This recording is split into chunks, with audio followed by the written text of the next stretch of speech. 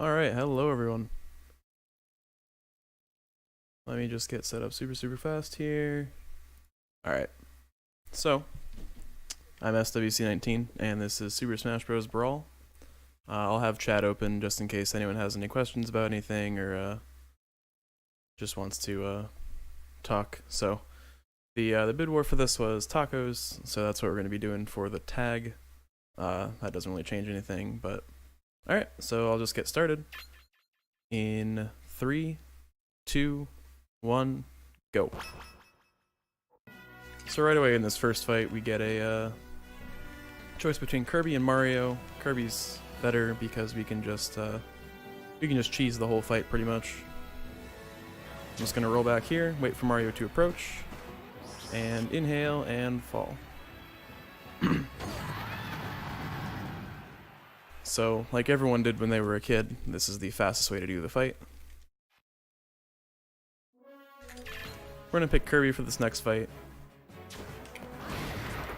Basically, this is kill a lot of these enemies, which are called Primids. We're gonna see them a lot later. They're like the main minion of the story here. So go for this fight.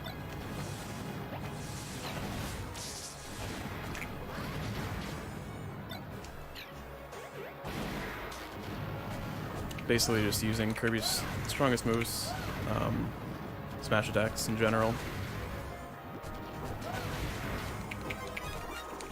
I'll probably touch on items in general later, but hammers have a chance to be broken in that you'll grab them and then the head falls off and you're left useless for like 15 seconds. So for the most part I'm going to not be picking up that many hammers. Anyways, this is the first boss, Petey Piranha. It's really quick. And that's the first section, Mid-Air Stadium. So basically what I did there was hit the left cage, which freed Zelda, who we'll use in a bit. It helps out the route, and it makes the PD fight faster. Between stages, you can buffer a single input. So for that PD fight, I buffered a side B, which is Kirby's hammer, and that came out the first frame that I spawned in. I'll be doing it more with dashes and the like later. But just know that that exists, because it's fairly useful. So now we're Pit can glide and fly and do some cool stuff, so... that's unfortunate. Again, items are kind of bad sometimes, mini mushrooms especially. They make you go super slow, and you do little to no damage. And they look really similar to Mega Mushrooms, which make you big, faster, and do more damage, so... It's a risk sometimes. Depending on like your setup, if you can see the colors properly. So like I said earlier, Pit can glide, which is going to come in very handy here, where I'm going to effectively glide over the entire room and end up with skipping a fight at the end. So I'm going to set up the glide, go down a couple times just to gain all that speed. Regain some more speed by going down again. I do not have much speed here. Alright. Well, you can do a backup. No promises if it'll work, but... oh well. So that glide was supposed to skip that fight completely, but I just ended up losing a lot of speed. If you don't have the right angle, you basically just lose all your speed from the glide, and it just doesn't really work. So this fight's not that long, though. It's not really a big deal.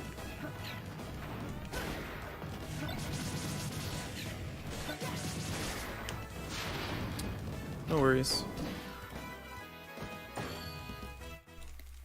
So because we saved Zelda in the first level, we get to use her here. If I'd saved Peach instead, we could have used Peach, but Peach is pretty bad. And Zelda can transform into Sheik. Again, I'm going to buffer the down B input so we can do it immediately. Sheik is faster than Kirby or Peach, so even with that transformation time, it's just way faster. So something about speed, in Subspace specifically. Speed is more or less normalized between characters in that faster characters are now slower and slower characters are now faster. Obviously, characters are still faster than others, but they're not as fast as they would be in other game modes. This is probably to let every character have a chance of like finishing every level, probably. So you don't have someone who's too slow or whatever, but also gravity is increased, so you fall faster than normal. This is really apparent if you're using Hit's Glide. If you use it from the air, you basically gain no height. Same with Diddy's Up B. But that really doesn't have any profound impact in the run.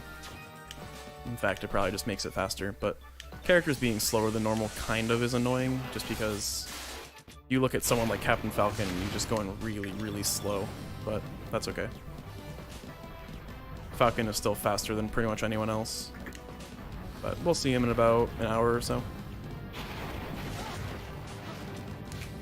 So this fight is a preset. Basically every enemy comes out at the same time. I know what they're gonna do. This rock, now that I've shielded it and it's basically hit me, I can never get hit by it again. If I was to like let it roll over me, it wouldn't do any damage. That's just because it has one hitbox, and that's annoying. It's just one hitbox and it can only hit me once, and it already did, so yeah. Little things that don't really matter that much, but they're interesting to point out. So this first room here is very, very straightforward with Diddy. Just run to the end. The Goombas and Koopas don't have hitboxes until they start attacking you, so we can just run through them with no issue.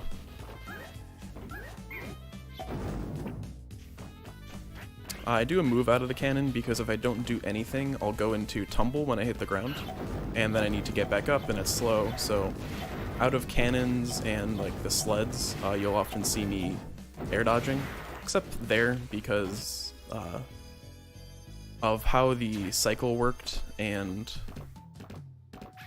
just where the barrel is, it's just faster to get hit into the ground. But I'll usually just air dodge or do a move after them so I don't have to go into that tumble animation. So going through this room fast enough let me get that first cycle so I can hit the trackball, which is what these things are called, into the enemies right away. And finish that fight up right quick.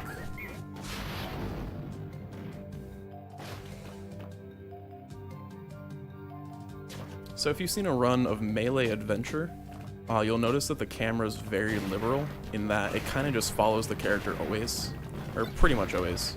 It's not like that in Subspace. If you get hit, the camera pretty much doesn't follow you until you're like out of hit stun, and even then it's really weird. So the camera isn't as free as it is in something like Melee, so you really can't damage boost as much. But there's still a couple damage boosts. There's going to be one at the end of this auto-scroller here. With DK, I SD'd there as Diddy just so I can be Donkey Kong for this one, just because he's a lot better for the upcoming room. So do that little damage boost there just to get up. And go into the next room.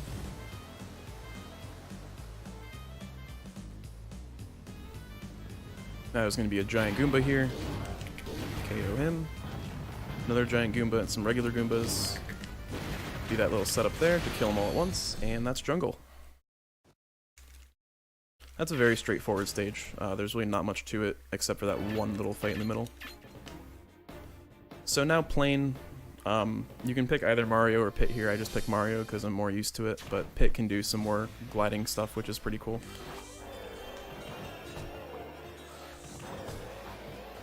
But we're just going to move through this part.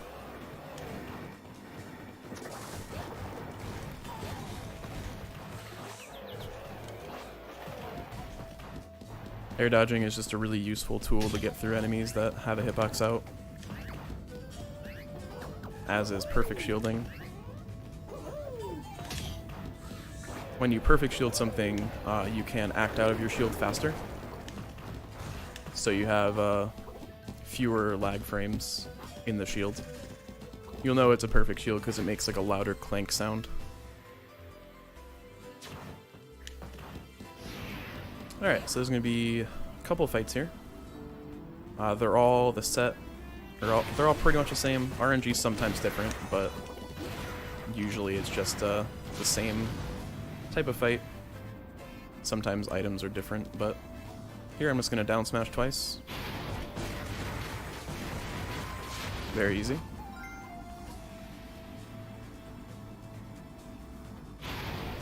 Couple more down smashes.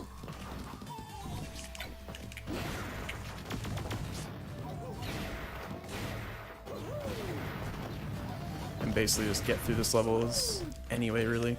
This fight's really annoying just because if the RNG doesn't work out, the enemies are always in like a weird spot. So that third fight's the hardest out of these four. Last one's coming up here.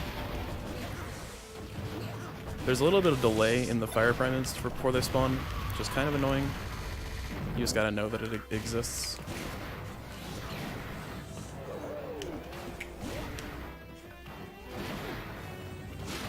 Alright, and that's that.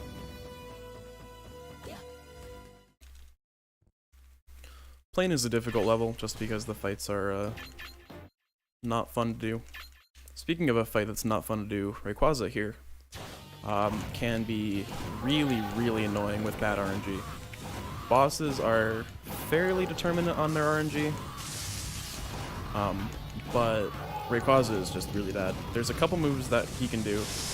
Doesn't seem like it's going to do it here, but there's two moves. There's Dig and Fly, where basically you can't hit it at all, and that's just not good. But that RNG was really good for the fight, and it went well. I also picked up a Curry, which always does damage, which is useful for a little bit. That's good against bosses. There's a couple items that are really, really good against bosses, but most are not. Interestingly, Rayquaza, in Brawl, there are multiple types of moves. So like, there's like sword moves, physical moves, water, dark, electric, etc. Rayquaza is resistant to pretty much every type of move except like ice or something, which makes sense because of Pokemon, but Rayquaza fight is always just going to be longer than the others because it doesn't take as much damage as other enemies, which is interesting and not really something you would think about. But I believe it's like a 0.85 times damage multiplier on pretty much every type of move. So these yellow and blue doors here kind of bring you into like a day and night section of the area. Really doesn't matter, it's just go through these as fast as possible. Nice. I was playing this a couple days ago and I had so much difficulty hitting that bomb block.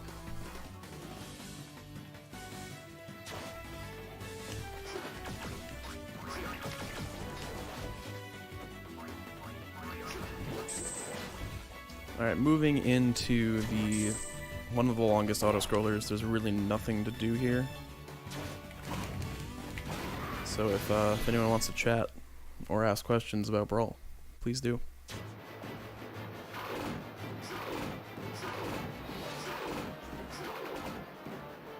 The song in this autoscroller also used to get you a copyright notice from Nintendo, but I don't think they do anymore after their new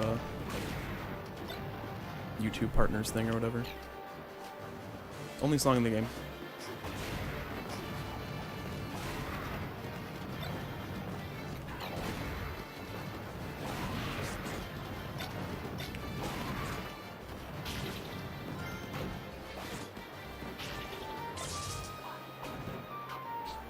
These strike enemies cannot be defeated in any way that I know of.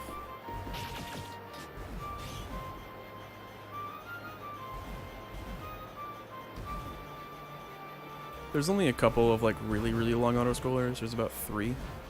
This is the first one. The rest of them are short enough that it's not that bad, but this one there's really not much to talk about in general. You can get a trophy here. Gold boxes have trophies or CDs in them. If you get a CD, you actually end up losing time, because later in the run, I'm going to reset, and it'll bring up a notification saying you got a CD, and that loses about 2 seconds. So don't get CDs.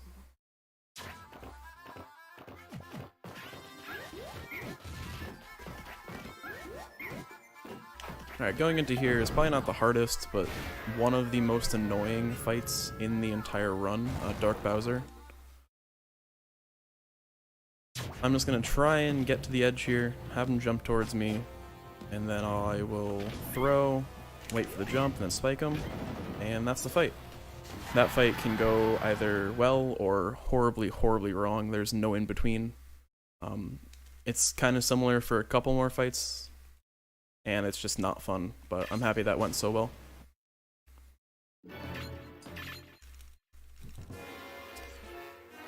This is probably the second long auto-scroller.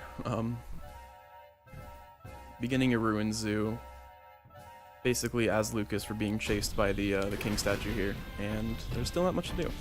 But there's something that we can do. You can actually run behind the statue, because there's no hitbox that far behind it. It has a very big hitbox and it reaches really far, but if you go far enough, you can just walk right behind. If you go too slow, you get killed by the edge of the stage, but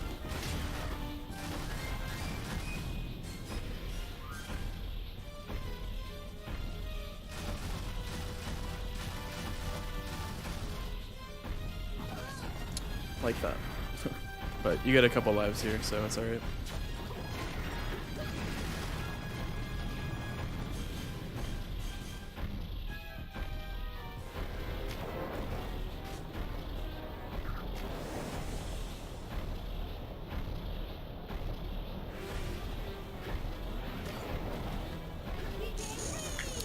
There's kind of a sort of a glitch with Lucas in this game, where if you do your double jump and a PK fire in the same frame, you get a lot of height like that. That's because it transfers the double jump momentum into PK fire, and Lucas just shoots straight up. It has no practical purpose in the run, but it's kind of just cool to do here because you really can't do much else.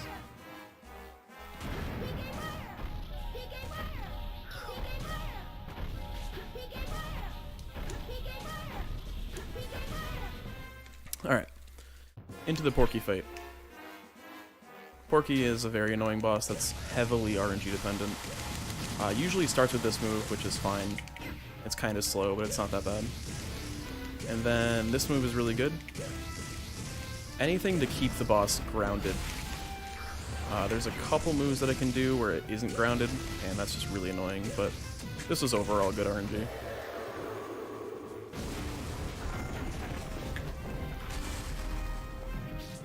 In general, the boss fights take about 20-25 seconds. Alright, picking Lucas again here, just because there's something we're going to do later. And movement is just easier with Lucas.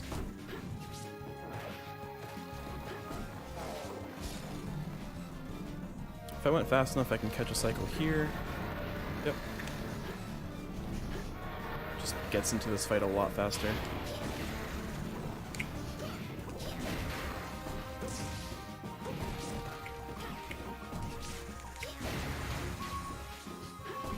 There we go. Messed that up a little bit. It's alright.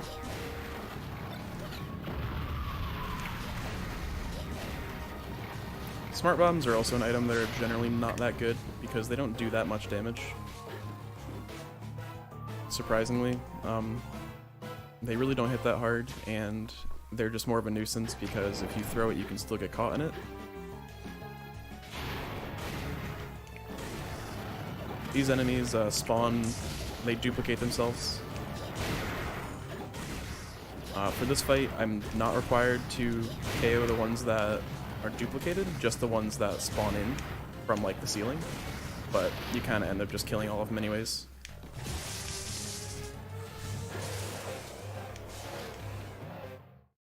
Alright, entering this last section, I'm going to go for a skip at the end.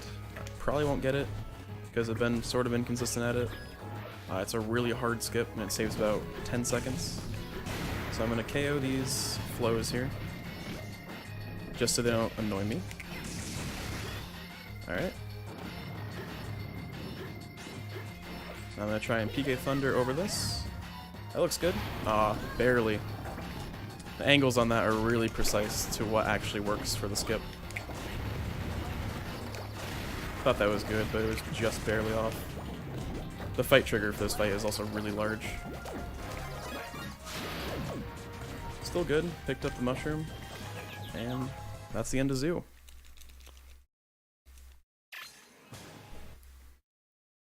So, going into one of the hardest stages in the game, Battlefield Fortress.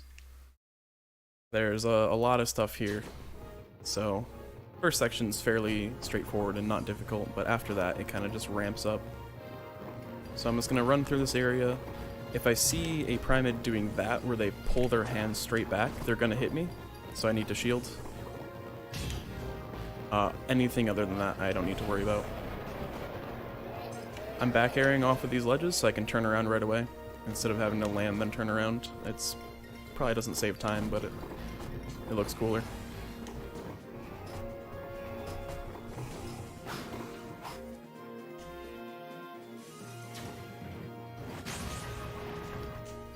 You need to either use a neutral B or a down tilt there. Neutral B is just faster.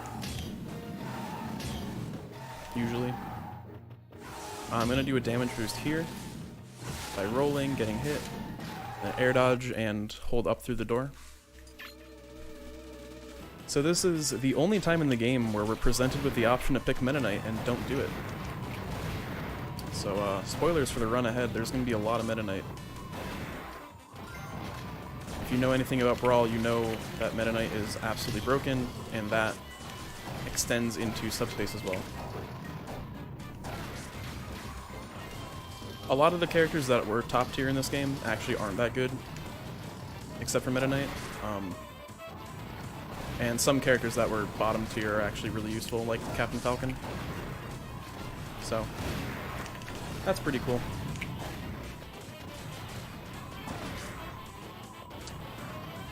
So I'm going to go for a thing here, where I'm going to KO the last Primate right after I KO myself. So I'll spawn into the next room with Meta Knight. It makes it faster than just SDing and then finishing the fight with Meta Knight. So this is the hardest sequence in the whole game. There's going to be a lot of skips going on. If I can get over the fight. Well, alright. Never mind. I had no speed there. Having issues with gliding. Anyways. So there aren't going to be as many skips, but I can still do a couple. What I tried to do there was fly over the first fight, and then I would have started the second fight, the one that I just skipped there, then go back into the first fight. What that would have done is unlock the camera, so there would still be an autoscroller here, but I can move freely while the game's still thinking I'm in a fight. And then I could bring the Primates from that first fight over into the autoscroller. Then once I got to a certain point, I would have killed the Primates. That would have unlocked the camera, making me not have to go through this autoscroll at all, and then just fly over the rest of the stage. It is complicated, and it's unfortunate that I couldn't do it, but that's okay. You get to see more of the game.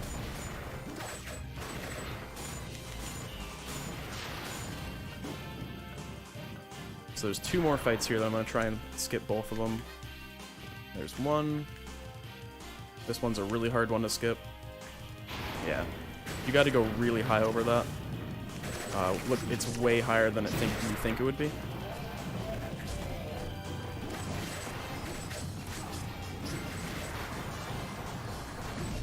And the skip overall saves about a minute 20 if you get everything right. But I mean, I've gotten a PB while missing that whole skip, so it's important, but it's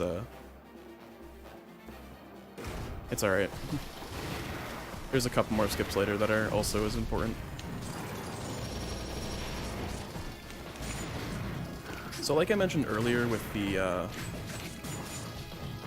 how Rayquaza had that, like, damage reduction, the sword primates do too. So, sword attacks do less damage against them, for some reason. Which is why those take longer to kill than the rest of the primates.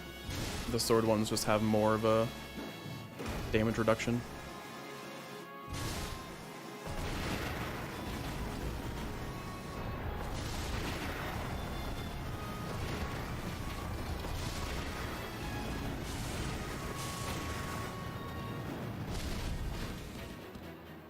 Alright, so there's one more room after this little interim section, and there's another big skip that I hope I can get.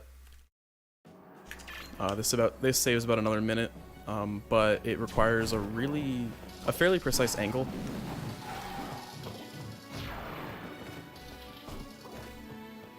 I think that's good. Yeah. So the angle needed is you can't go flat, because if you go flat, you'll trigger the fight.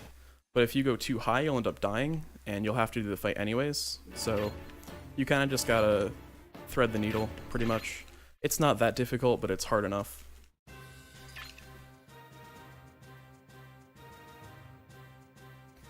So picking Yoshi here because Link is actually trash. Link is probably the worst character in all of Subspace. Maybe not Olimar is probably the worst, but Link is definitely down there. Just because his speed is really bad, and that's what really defines a character in this run. If their speed is good, or they have good like movement options, they're good. If they don't, they're just not. So you have characters like Olimar who have pretty much no vertical recovery, or vertical like means of going vertical. Link is just slow in like all aspects. Yoshi is just a lot better, so.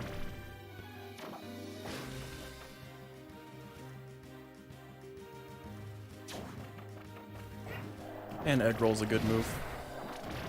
The only bad thing about it is that if you are in egg roll going off of a ledge, you go into freefall, in that you aren't able to do anything. You just need to wait until you hit the ground again. And if you're off a ledge, that ends up killing you, and then you have to be Link, and that's not good.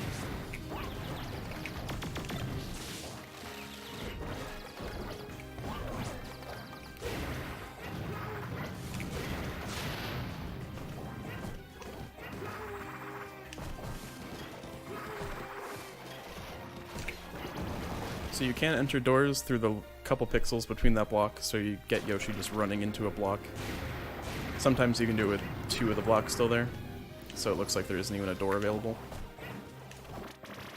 It's a fun little hitbox thing.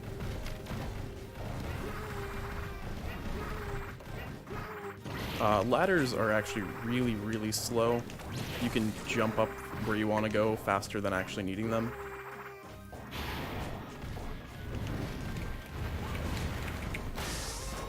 So what I tried to do there is grab this shell pod and throw it off instead of actually having to kill it, because it's faster than killing it.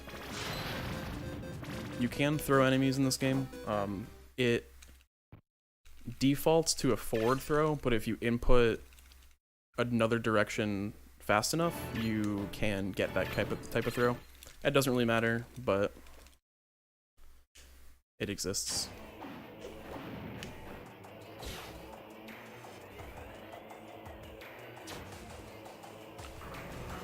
So now we get to be Zero Suit. She's pretty good, but we're gonna get Pikachu, and Pikachu's a lot better.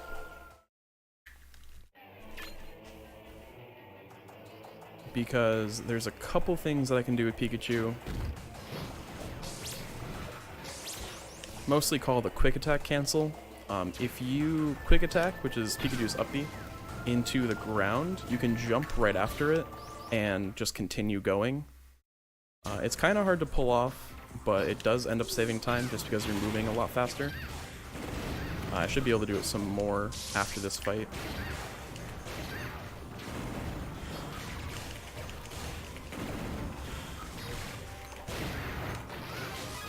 Okay, bye, Rob. Alright, maybe can't do it if I'm giant. There we go.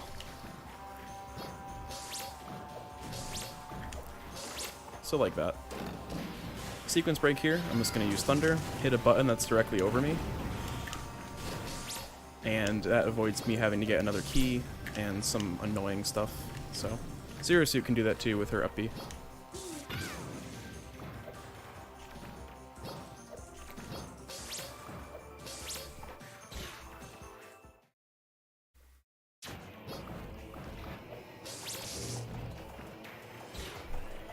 So the intent of Research Facility 1 is to hit these buttons that are at the end of each room, and they end up moving platforms, or moving like walls and things that are in the final room.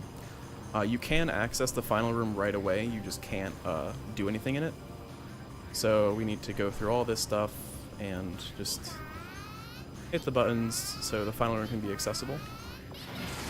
There's going to be 2 Glunders here. Kill them off stage with Thunder. The second one spawns a pretty long while after the first, so it's kind of hard to figure out when it's going to spawn.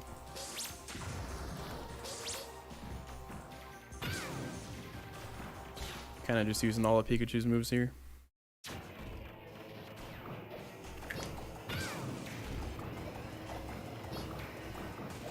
Again, ladders are slow, so I'd rather just jump and wall jump up them.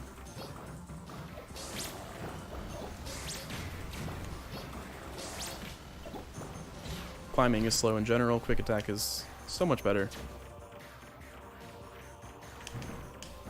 These are giant enemies of the ones we saw earlier, but you don't need to kill them. Pretty much, unless the game requires you to kill an enemy, I'm not going to be killing anything, just because that takes time.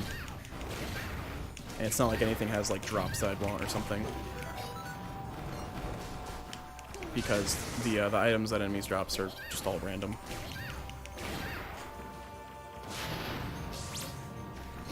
So like the regular hammer, the golden hammer has a chance to be bad too. In this case, it would be like squeaky, and that loses even more time than the regular hammer because the golden hammer lasts a lot longer. But generally, if it's in a good area, I'd probably end up picking it up, just because the chance of being squeaky is a lot lower. This is probably the hardest segment in the game. It's only 2 fights, but the AI for these fights is just very bad. So first is going to be Dark Zelda.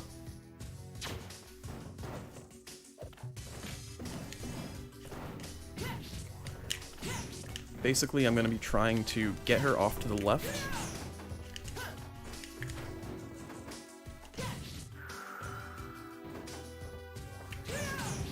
Might be it? Almost. Alright. Nope. See, this is where it gets hard, because when you do too much damage, your moves don't connect. So after a certain point, it just gets harder and harder, but that was alright, I guess.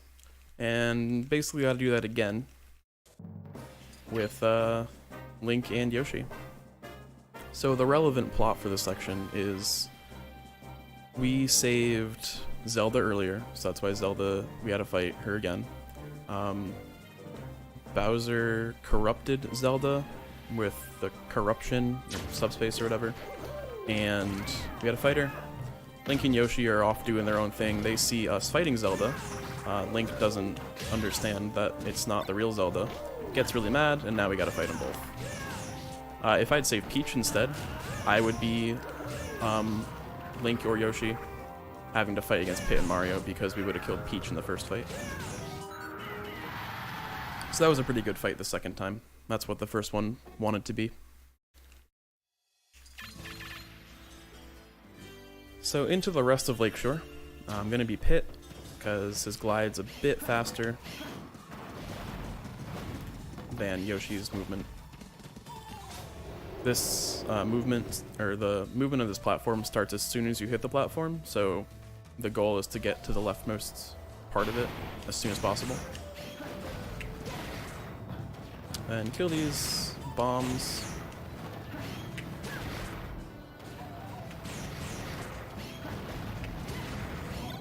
If you wait long enough, they'll just fall off sometimes on their own.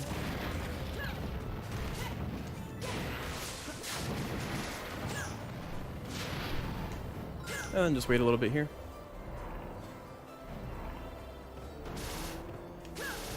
Also, now that Link and Mario, or Link and Yoshi realized that we were not fighting the real Zelda, they joined our party.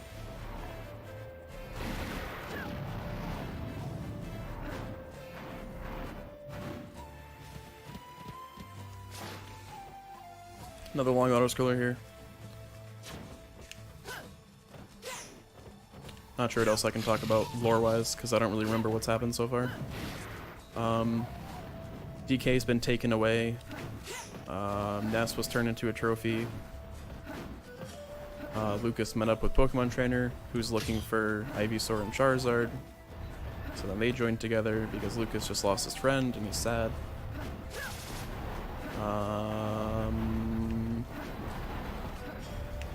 That's about it. There's really not much really yet. The lore really picks up towards the end.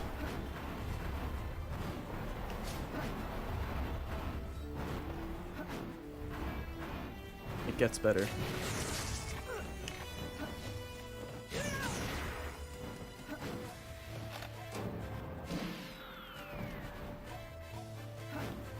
Something about the AIs in this game, only the AIs meaning like the CPU fights, so like the Link, Yoshi, Zelda fights before. The enemies seem to jump a lot after they get hit. Also, I died with Yoshi there because I'm using him in the next section. If you are a character right before you use them again, it saves on load time. But anyways, they jump a lot, which I'm going to be taking advantage of a lot later towards Maze.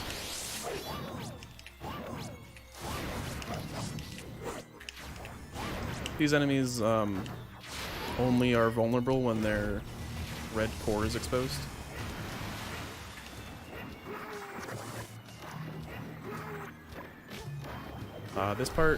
This cycle can't be gotten, so it's mostly about getting up to where it starts moving as fast as possible and then just waiting the cycle. There's no way to get through this that I know of.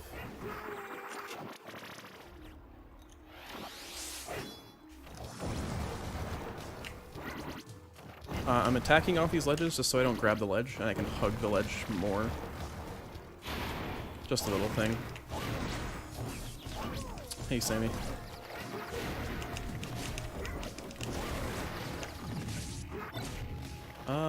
Didn't mean to get the hammer, but it might work. Alright. If you get hit while using a hammer enough, it'll just make you drop it, which is nice, because I didn't have to get stuck in there.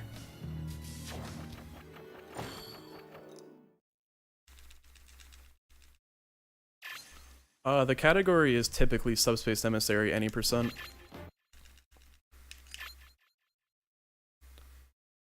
Just because we also have Subspace Emissary New Game Plus, which is going through a completed save and going through all the levels with any character you want, and also 100%, which is getting all the doors, gold boxes, and characters. But this is just Subspace any percent. Another skip here.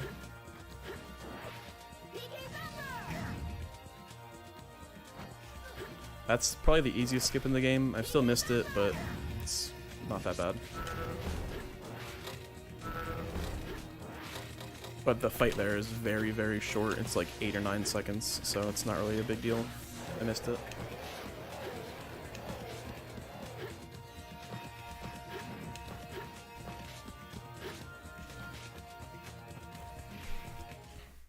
This section coming up is difficult, but not the worst thing if things go correctly.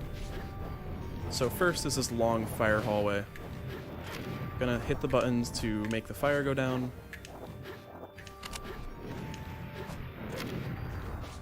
Because of Lucas's up air hitbox being large, I can kind of bonk the ceiling and then hit the button and then not get stuck in the little alcove where the button is.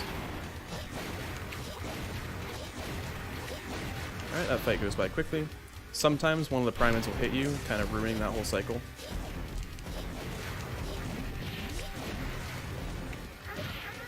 These enemies, when they take enough damage, they grow to their next phase, unless you keep hitting them. And while they grow, they're invincible. So basically you just try to defeat them before they end up growing.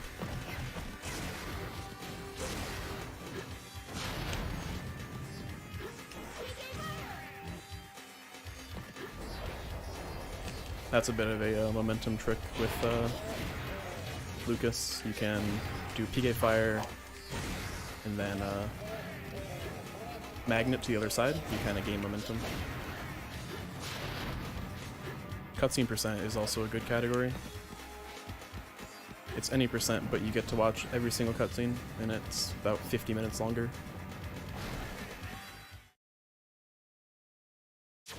The cutscenes in this game are good.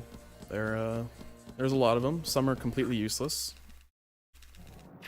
Then there's this one where Lucas has a flashback to when Wario killed Ness, and then Lucas gets mad. That's the whole cutscene. So I'm going to try a strat here that I don't like doing, but it's fast sometimes. I'm going to sit back here, wait for Wario to show up, and then try and grab him to kill him. Will it work? Probably not. But it does sometimes. There we go. The alternate strat for that fight is to use PK Fire against Wario, and Wario he'll just keep bouncing off the pillars, and you just keep PK Fire until you get around 60 or 70%, and then you just up smash.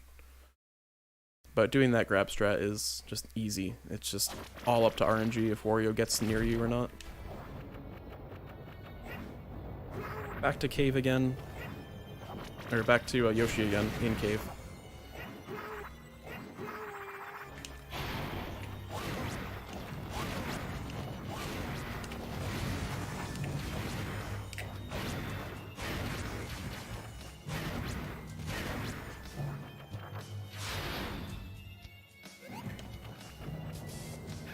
I don't believe that fight is possible to be skipped, even with, like, Meta Knight or something.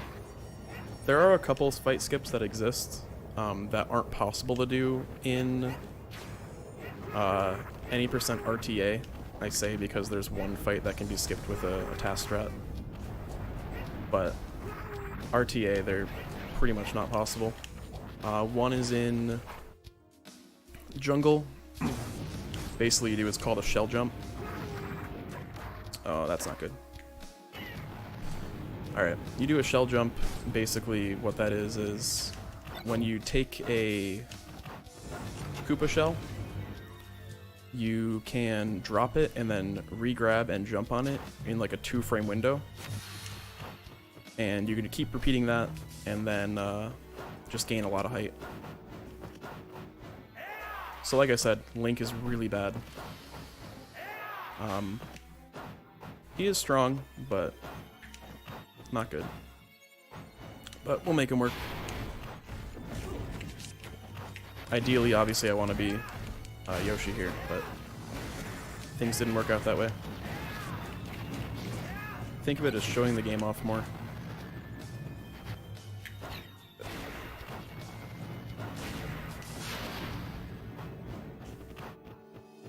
If Link wasn't so slow, he'd be better, but he's just so slow, and he's really bad at gaining vertical height. This gas hurts you, but whatever. It doesn't do any knockback, so it really is completely inconsequential.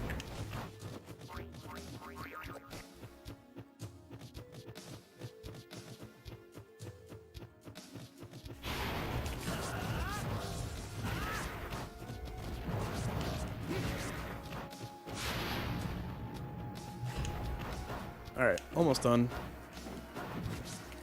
Not happy that I had to be Link. I guess I'm not going to be Link anymore. Mario is pretty good.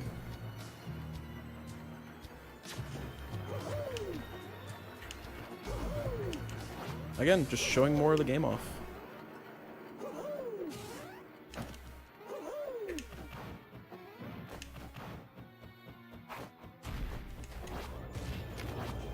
Anyways, now that that's over with, we are going to be doing the next level, which is... I wish I knew. The Ruins. That one. So I'm going to pick Squirtle here because I can do a bit of a cycle skip at the end of this first room. I can attempt it at least.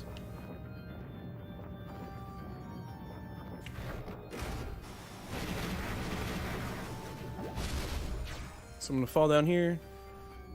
Going to move through these. Wow. Dash attack didn't come out in time. And then you can skip these areas.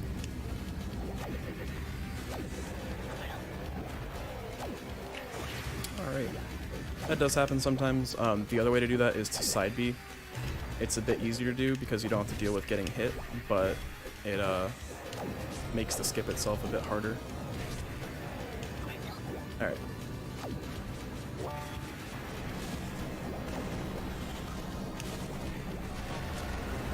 Gonna get hit a bunch here.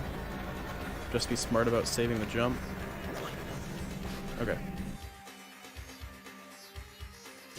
More Autoscrollers. This one's not as long. Basically, we're in these ruins because Pokemon Trainer and Lucas were hanging out, and then Pokemon Trainer saw Charizard go into this area. So now we're gonna get Charizard at the very end.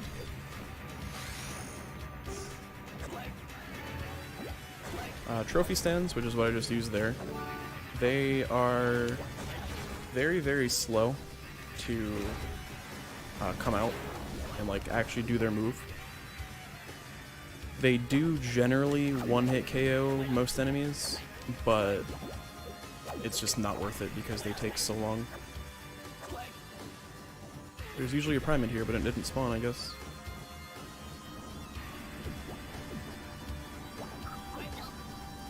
But because we only have Squirtle, I can't use down B to change characters, because don't have any yet.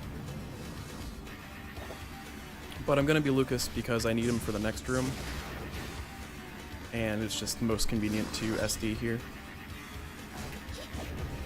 In the meantime, just KO a couple of these enemies. There's going to be a door coming up on the left, and I'm going to go in it and then leave it right away. What this is going to do is remove the moving platform so I can just fall. This is faster on easy and normal difficulties. Anything higher, the autoscroller is moving faster than would save you time. So it's just better to stay on the moving platform. The difficulties in this game make autoscrollers faster, enemies have more health, and enemies do more damage to you. That's basically it.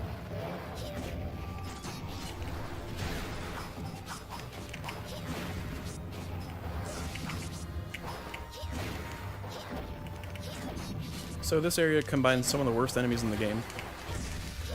These Auto Lances and the Armites. They're both really, really bad enemies and annoying to deal with. There are a couple fight strats for them though. So like that, I can just do one forward air and they'll both get KO'd.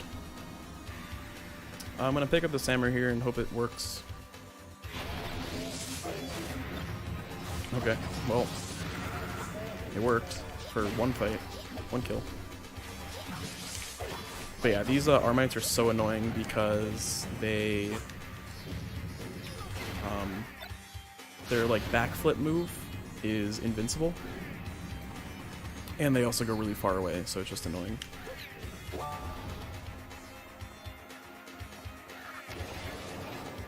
So this area, we need to hit buttons, they make doors rise, etc, etc.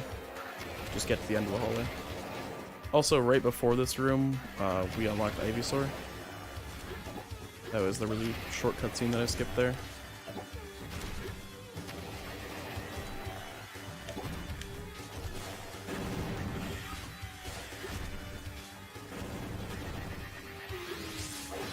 Alright, this is another really difficult fight. Charizard. Similar to what I have been doing, just gonna roll the end and try and just spike him off stage.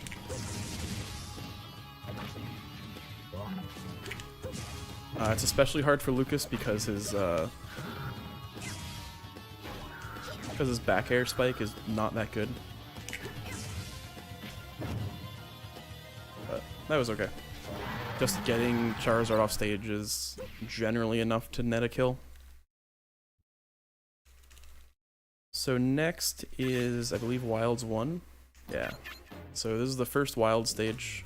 Gonna pick Meta Knight because it's Meta Knight. And now we get to see a lot more of Meta Knight's movement. So we're gonna glide over this first part, wait out the little auto-scroller here. I'm gonna be doing a couple things with Meta Knight. Nothing too crazy, probably.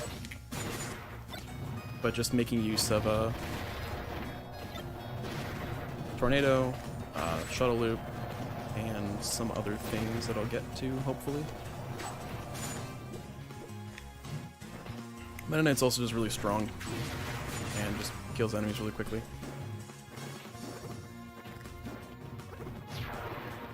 Gonna glide through this section because it's a bit faster than using Tornado. Alright.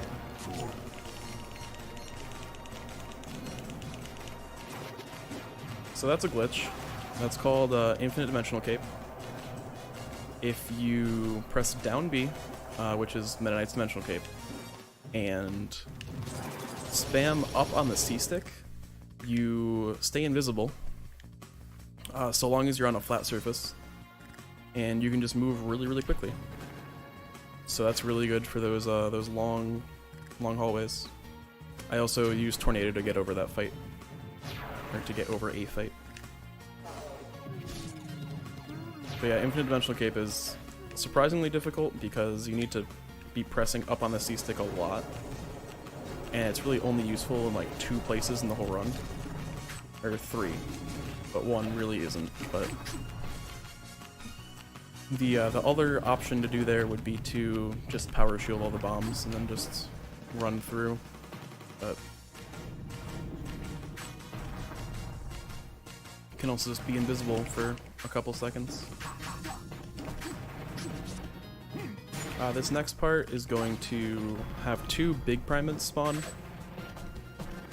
and there's a spot on the floor that I can use to one-hit KO them. I think it's right here. So one hit, or one down smash KO.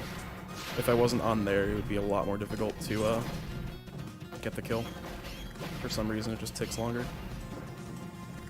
I'm going to attempt to glide through this whole section instead of using the cannons because they're slow. Alright.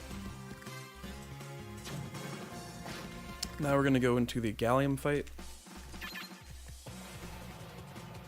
Next boss. Gallium generally has very forgiving RNG.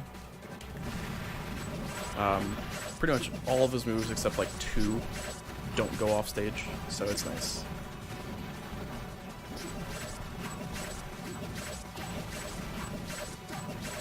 That's the fight.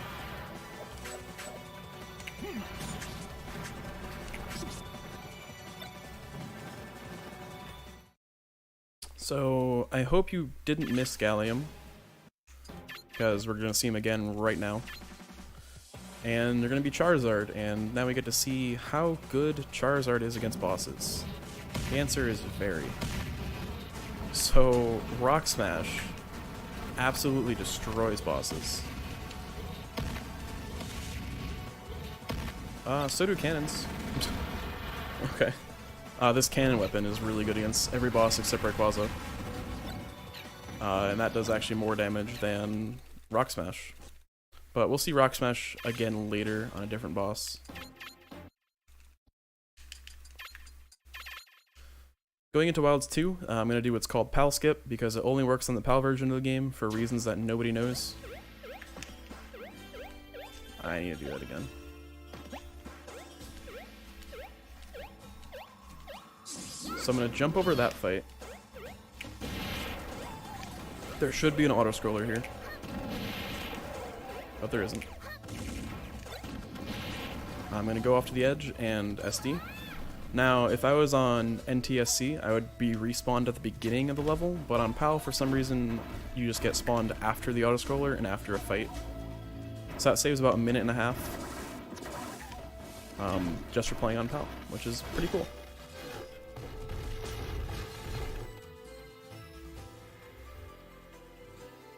There's one more skip that's kind of exclusive to PAL. It works on NTSC, but it's better on PAL version.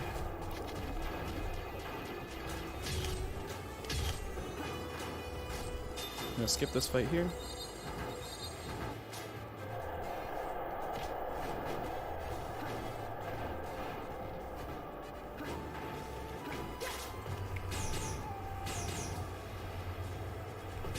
But yeah, other than that one and the one later, every other skip is possible on NTSC.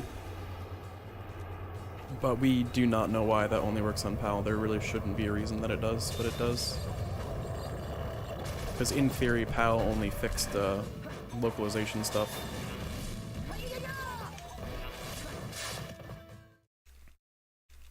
But I guess some more stuff went into subspace. Swamp is probably the second hardest level in the game. Maybe the hardest, depends on who you ask.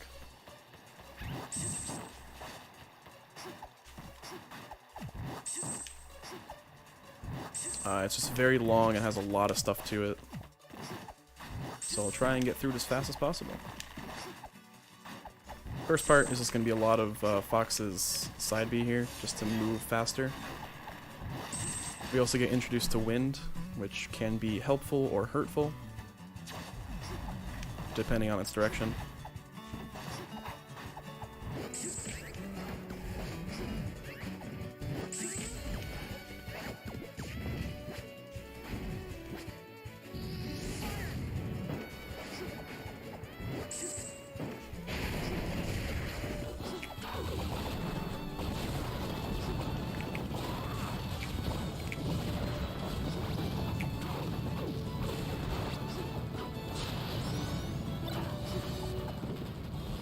Alright, so that's that first fight.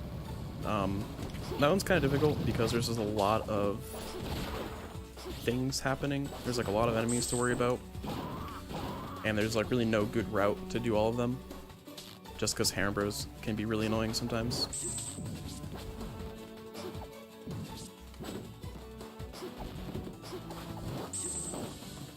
So I'm doing something similar to what I did in Ruins here, except this time I'm just moving the camera up more to where the door is. And again, that saves time on most difficulties, because I believe this autoscroller is faster on higher ones.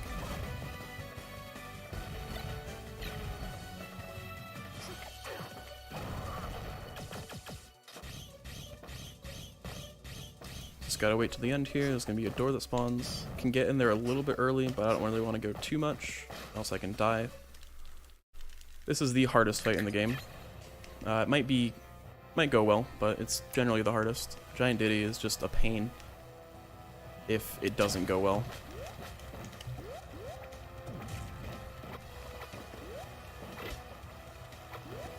Almost. There we go. That was good. It wasn't perfect, but it could have gone significantly worse. I've gotten game overs there multiple times. Pretty much, if you get hit once, you're dead. Just because you're already towards the edge and Giant Diddy does so much damage, so getting through that fight is really scary.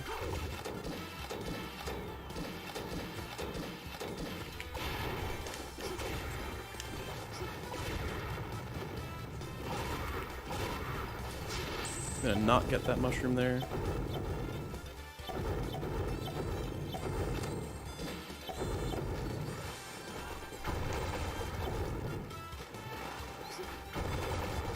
Alright. This spring room can be pretty cool if I can get through it. Basically, every time you bounce off of a spring, you regain your jump, and you get out a special fall. So you can just keep bouncing off on them the whole time.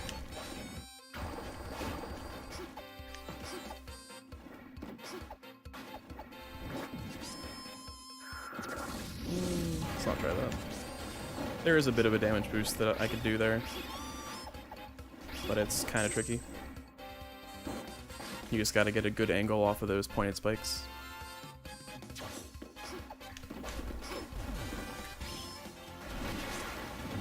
Then for the rest of this, kind of just wait till the end. This one's really short though. There's one more fight that is pretty easy.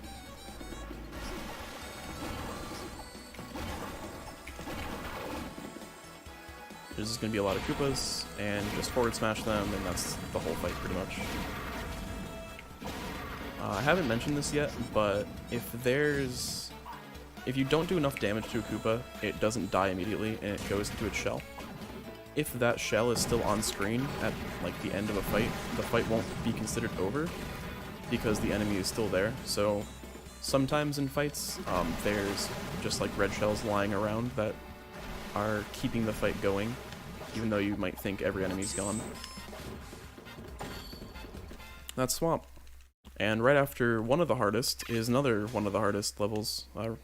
Research Facility 2 is really difficult, mostly because of the last section, like the second half. But the first half is kind of hard too. So basically just moving through here with Zero Suit. You can pick either character here, it really doesn't matter, but Zero Suit's a little bit better for one thing that I will do in a second.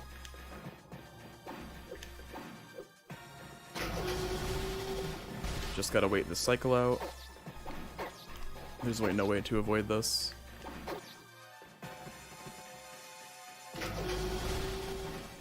Now I'm going to go here and then use a down air. That just has the most downward speed that I can get. That's why we use Zero Suit here instead of Pikachu, because we get the switch right here. So this Dark Samus fight is also difficult because it's just hard. So in Smash, there's a thing called directional influence, and basically when you get hit, you can kind of influence the direction you travel. And following that on CPUs is difficult, but with enough thunder, you can finish that fight off pretty well. So here I'm going to pick Samus. Samus's main purpose in the run is to die. Well, in this level at least. And I'll explain why in a bit, once we get there.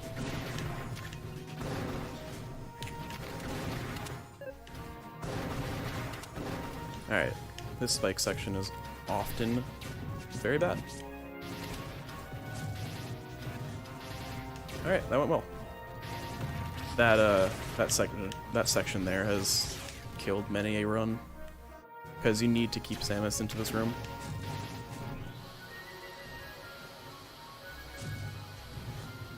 If you don't, then things might go bad. What I'm going to do here is jump again, and then die. What this is doing is moving me far enough to the right that it'll change my spawn position to right where I need to be. And then we can do the rest of this as Pikachu, who is needed for the next part.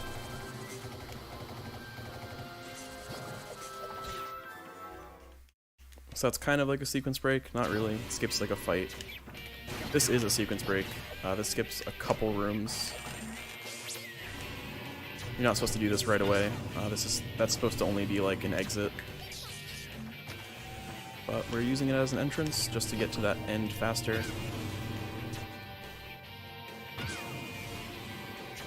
And that's that whole section done. Generally, you would have to go through the bottom teleporter and do like a fight, and then go to the right side of where the entrance to the button is, and it's just long. So here's Ridley.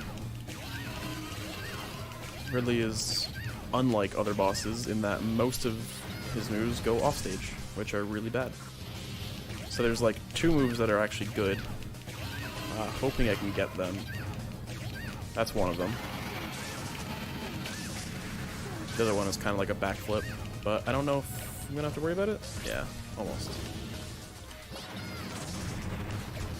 Alright. Surprisingly good Ridley fight. Just went quickly.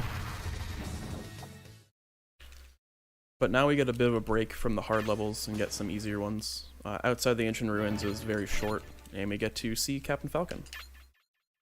Like I was mentioning at the beginning of the run, Falcon is slower than normal, but is still really fast.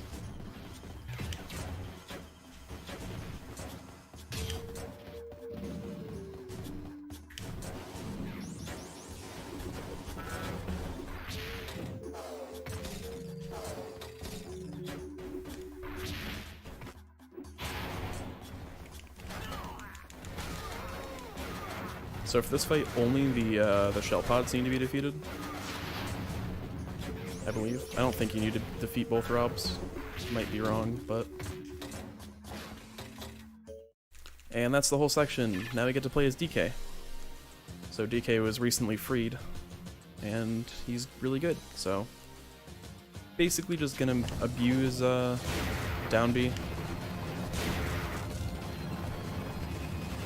There are quite a few strats in this game that are very similar to how everyone played Smash as a child. Just be really annoying. There we go. I don't know why I got stuck on that one enemy.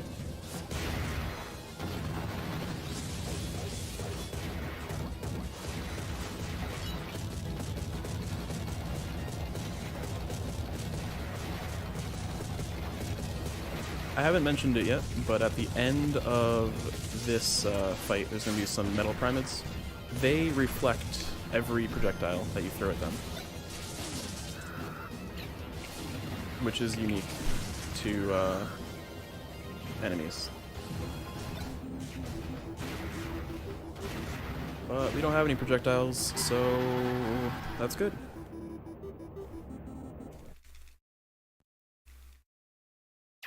After this, we're going to go into Glacial Peak, which is houses the longest autoscroller in the run, which is fun. But the movement in this first part is really difficult, so let's hope I can kind of show it off. I will explain why this works in a second.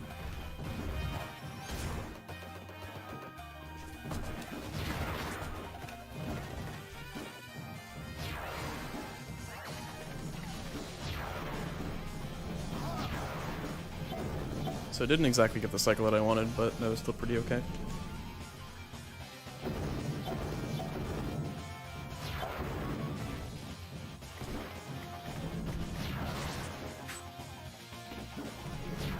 Come on. Alright. So basically what I was doing there is up-being onto a platform and doing what's called a shuttle loop cancel. If you shuttle loop onto a platform and you kind of just like go right on it, you just like barely land on the platform, you can just do a move right after. You don't really have any lag. That's what I was trying to get at.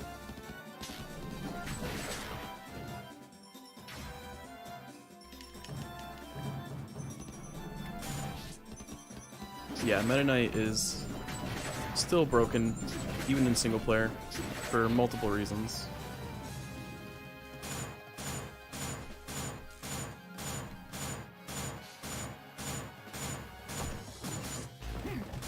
But this isn't even his time to shine yet. We'll get there. That's in about a half hour.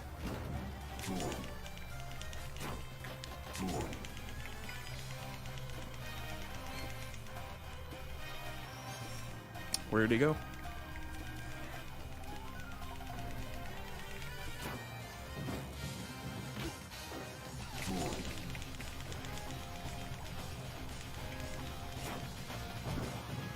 Infinite Dimensional Cape is actually really hard to do for like prolonged periods of time, because you're flicking up of the C-stick like 3 or 4 times a second.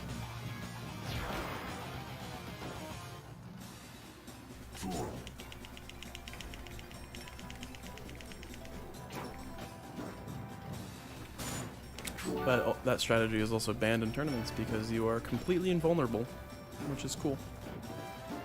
Which is why it's useful for going through those bombs back in Wilds 1.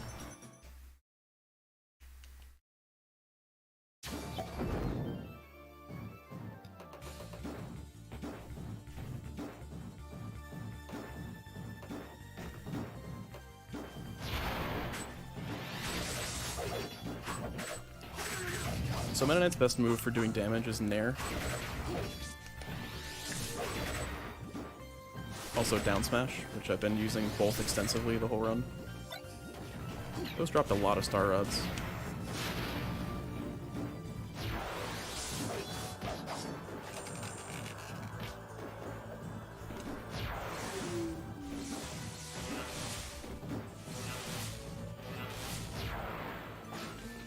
So this is probably the easiest, hardest fight, Lucario. In theory, it's very easy, but AI can often make that not. So we'll see how this goes. Not the best already. There we go. That's what I wanted. Never mind. Okay. Like I said, annoying. What I'm trying to do is that, just down smash off the side. I'll get a chance to do that better in another fight, hopefully. But that's just annoying because sometimes Lucario just jumps a lot and it makes it hard to hit with a grounded move, so it doesn't work. Canyon is just one fight. That's the whole level.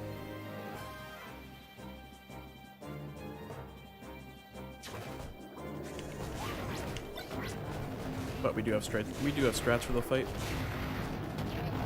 Getting a hammer usually isn't one of them, but it works.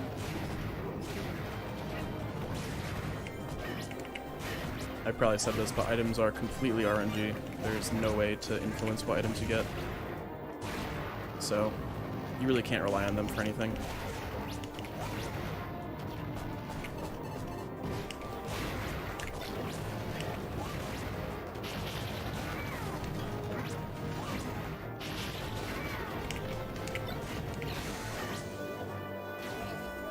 So because of that, you kind of need to be able to reroute on the fly with items. Yeah, it's pretty cool to just find different ways really quick to make the fights go faster.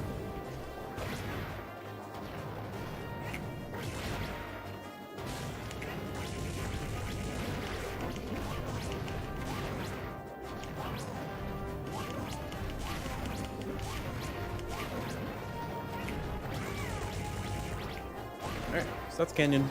Like I said, just one fight. Going into Battleship Halberd here. First we're going to get Snake. We're going to see him for about 25 seconds. Really not that good, unfortunately. But we'll get him later. In the meantime, Snake's fastest option on the ground is dash attack. So I'm just going to be spamming that the whole time.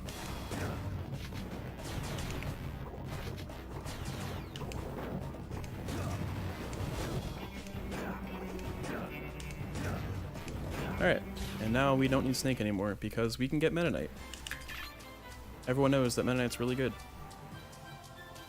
I don't know if I've nailed it in enough yet. Maybe I will once we get to Great Maze.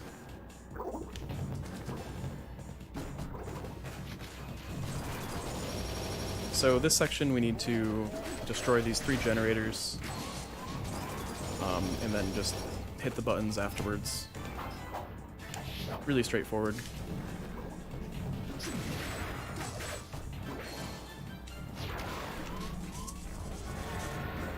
You can get an up B cancel on that platform there, and then you can just tornado right to the end, but it's kind of difficult. It's my favorite swag strat that's actually useful.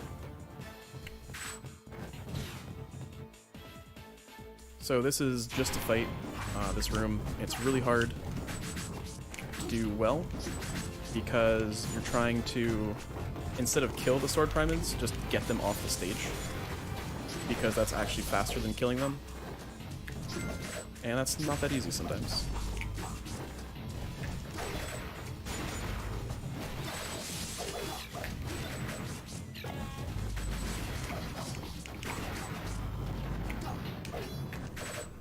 Come on. Alright. Yeah, that's a hard fight.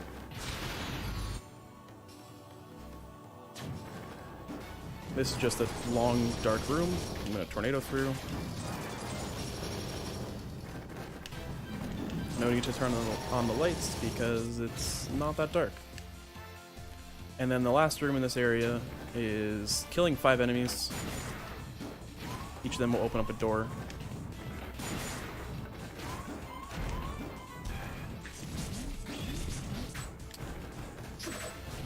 Come on, there we go. You can hit this metal primate through the wall,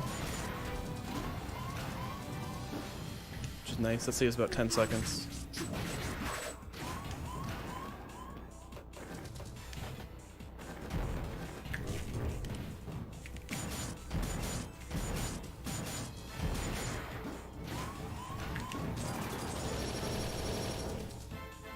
Alright. And then we're going into the next fight, which is Dark Peach and Dark Zelda. Finally get reunited with Peach, who we haven't seen since the very first level. And this fight is sometimes difficult, if they don't work out the way I want them to. Which they kinda did, but not entirely.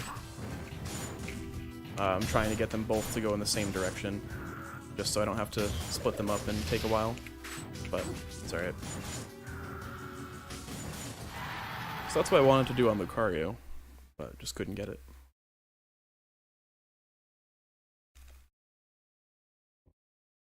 The set of 3 Battleship Halberd stages are really difficult.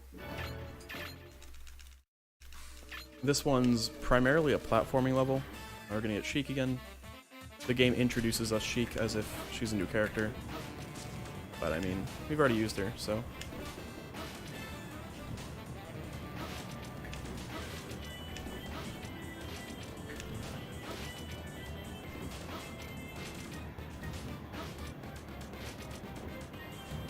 So we have platforming out with wind going the other direction, so it makes everything a lot slower and just a lot more annoying.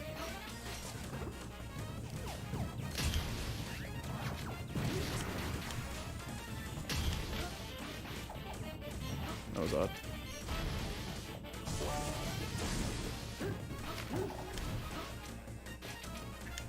You can damage boost through those bombs in a way that you can just go right to the button, but it's really difficult, and I've done it like once.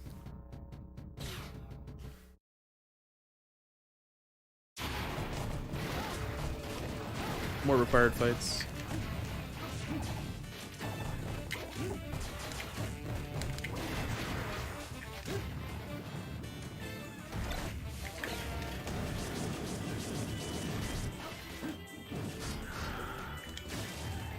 Try not to die here.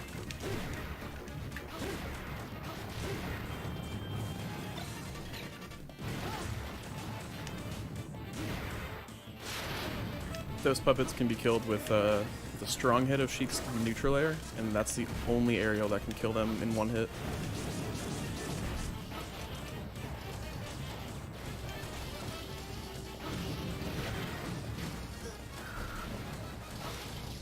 It's like I was saying a while ago with the camera not being as good. That's really relevant in this section because if you keep getting hit by the fire, you can just die by going off to the side. And it's hard to kind of get the camera back. So now we have platforming with wind on our side, which is kind of nice.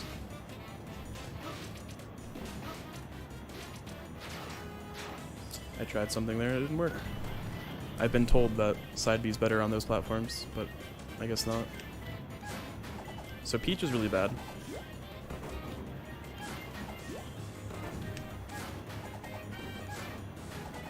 She gets a float though, so it's cool.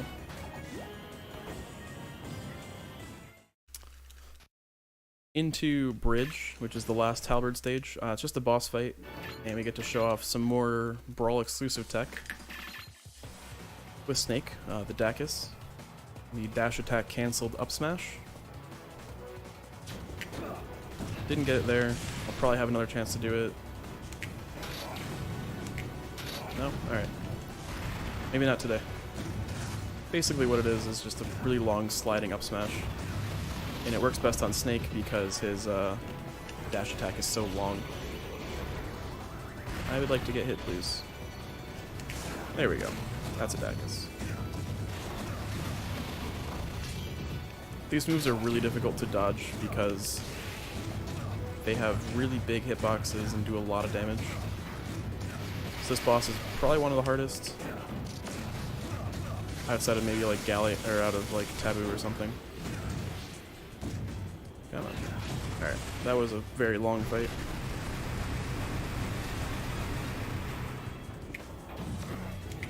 We get to make short work of that boss later though, so it's okay.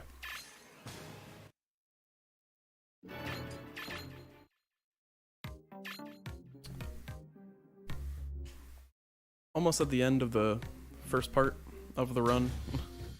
Subspace Bomb Factory 2, or 1 rather, is a very, very short level. It's intended to be like an exploration level. Why did I do that? Okay. In that there's a lot of rooms like this where there are just traps. But I went 3 down. Supposed to go 4 down. Then you run to the right. And then go up. And then this brings you to the last room of the level.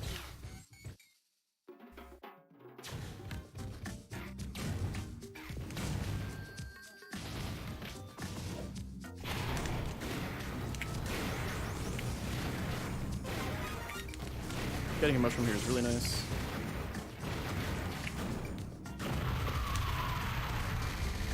Even though like 90% of the time I get a mini mushroom in this level. Alright, so Bomb Factory 2 is the longest level. By not far anymore, but still very long. Used to be the longest by far, now it's the longest by a bit.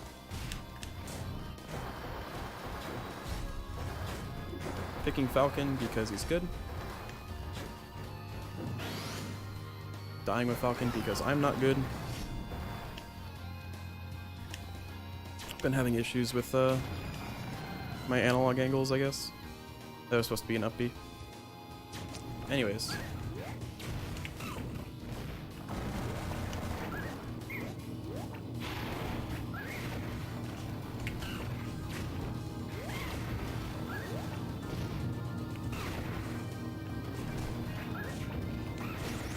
Diddy's not bad though.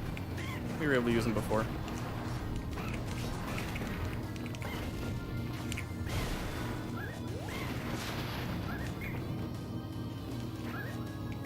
So this first part is a couple fights and an auto-scroller.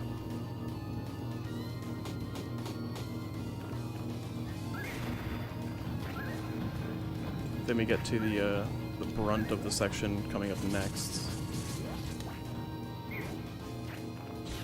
where there's going to be 3 buttons, or like levers that I need to hit in order to open up a door.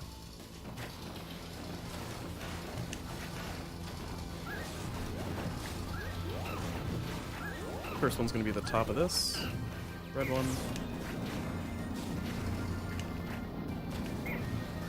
The next one's going to be after this fight. This is another fight that you can skip, just not with the characters that we have in this level. Come on. Come on. Okay.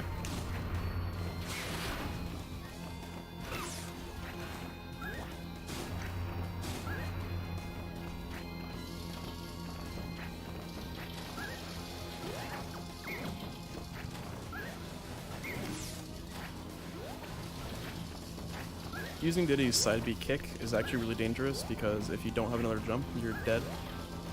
You really can't do anything else.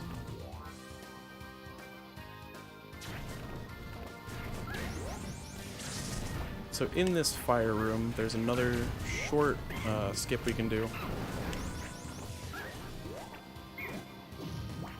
It's going to be a damage boost through all this fire here. Had to bail because the camera didn't really follow me, but I got hit by the fire, so I had enough invincibility frames to make it through the next fire block, and did there. But sometimes the camera doesn't cooperate, and you just... if you don't jump out of the sled, you're gonna die, so had to there.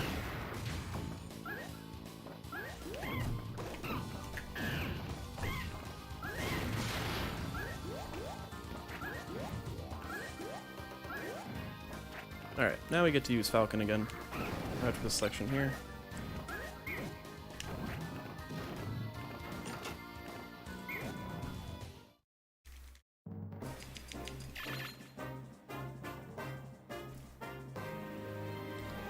There's a couple ways to do this fight. Some people just stick to the side, but I'll actually do the whole fight.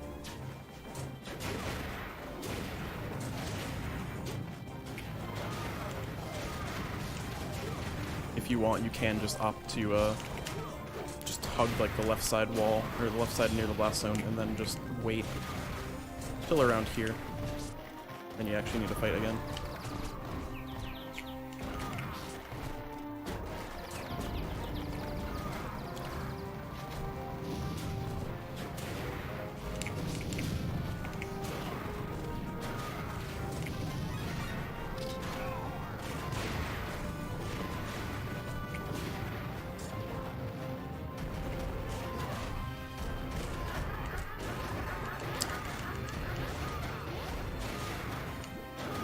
Killing all three of these in one go is really difficult, just because you get sent back a lot when you hit one of them.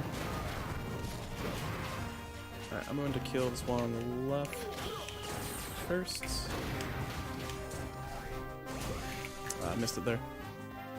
While these things spawn, they're open for a bit, so you can do something like that, and do a quick kill on them. I wasn't in the spot to do it on the first one though. Okay. Coming up next is the newest skip in the game. This was found in August-ish.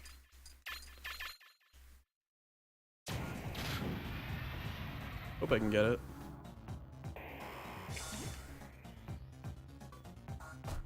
So what this does is skips the whole autoscroller in this tunnel, and it spawns me at the bottom. So I was kind of alluding to it earlier, but that skip is faster on PAL. Again, for reasons that we don't know. On NTSC, you don't actually die in that corner there. You instead just fall. You still end up skipping the autoscroller, but you don't just die and get respawned at the bottom immediately. So it saves a bit more time on PAL. But if you buffer a jump with Rob, then do up B all the way, you can go over the wall and then just fall. You end up dying, and you get respawned at the end. And it saves about a minute 20. And it's really useful because this stage was already really annoying, so it's nice to make it not as annoying.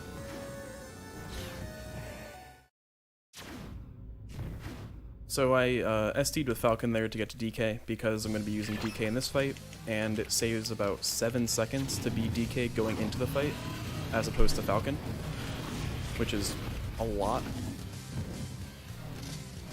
Just because the character's already loaded in memory, I guess.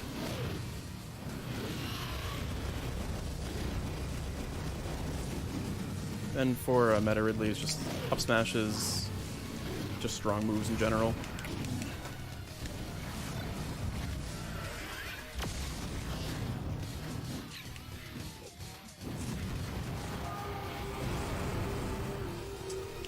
RNG for meta Ridley fight is generally not that bad, but sometimes it's kind of weird. Like that one was kind of bad, but it's okay. Got the skip, so that's good. Entrance to Subspace gives us the opportunity to pick anyone that we've unlocked so far, so of course we pick Meta Knight.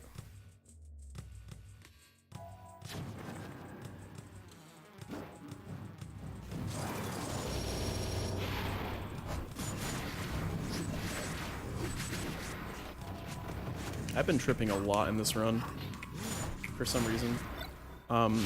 If you know about Brawl, you know about tripping, of course. But the trip chance in Subspace is a lot lower than in the rest of the game. So in any other mode, the chance of tripping is about 1 in 100 for any like initial dash or something. In Subspace, it's about 4 times that, so it's 4 times like better than that. Also, this generator doesn't work properly. So it's about 1 in 400 to trip, but I've been getting a lot of trips. The generators in the stage sometimes spawn extra enemies after they're already destroyed, which is kind of funny.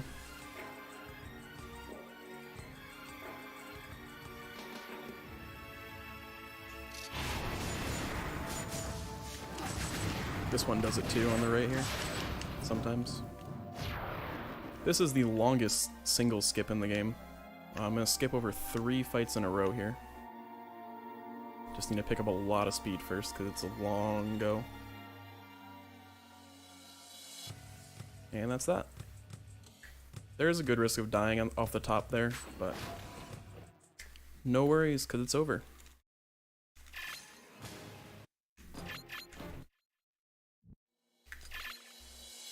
So Subspace 2, or Subspace 1 rather, that was entrance to Subspace.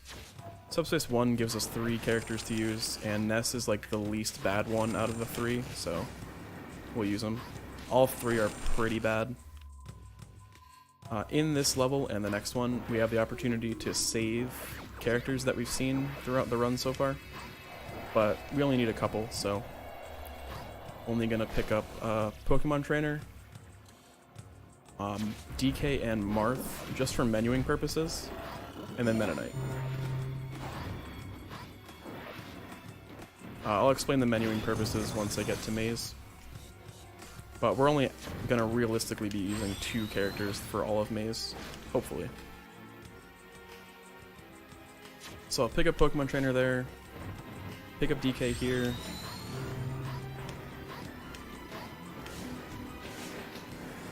pick up Marth,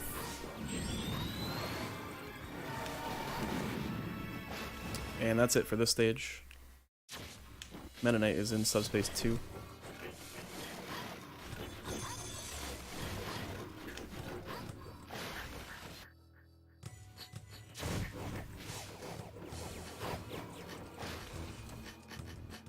Alternatively, instead of one of the 2 that I just picked up, you can pick up Mario instead. Really doesn't matter.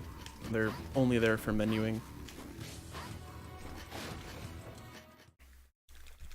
And then, similar to the very first fight in the game, I'm just gonna roll a ledge, inhale, and SD. Maybe. If Bowser wants to give me a chance here. There we go. Just like the Kirby fight. Quick and easy. Speaking of Kirby, Subspace 2, we can only pick Kirby.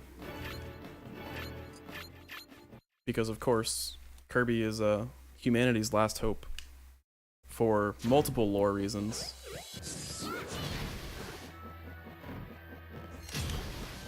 TLDR on that, DDD made some things that can turn trophies into not trophies anymore. And Ness and Luigi had some. That's why they were used earlier. Oh my gosh. Can I get to Meta Knight? There we go. Ness and Luigi had them, and then Kirby ended up swallowing one. That's why Kirby is no longer a trophy.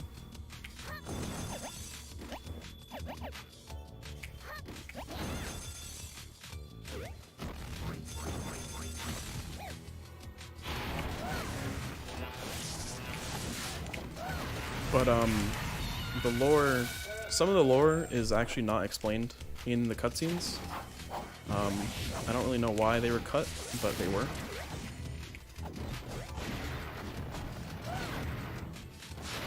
Probably because of budget or production issues, but the lore never explains how DDD knows of the main villain's plot, or doesn't explain how Meta Knight lost the halberd. So you're kind of just opened with that, and you have really no backstory, which is kind of weird if you actually follow the lore, which really no one did, so it's okay.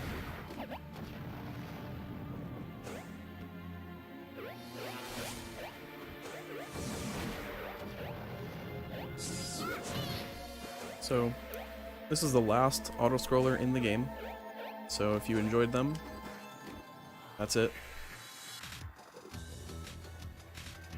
If you didn't enjoy them, good, because there's no more.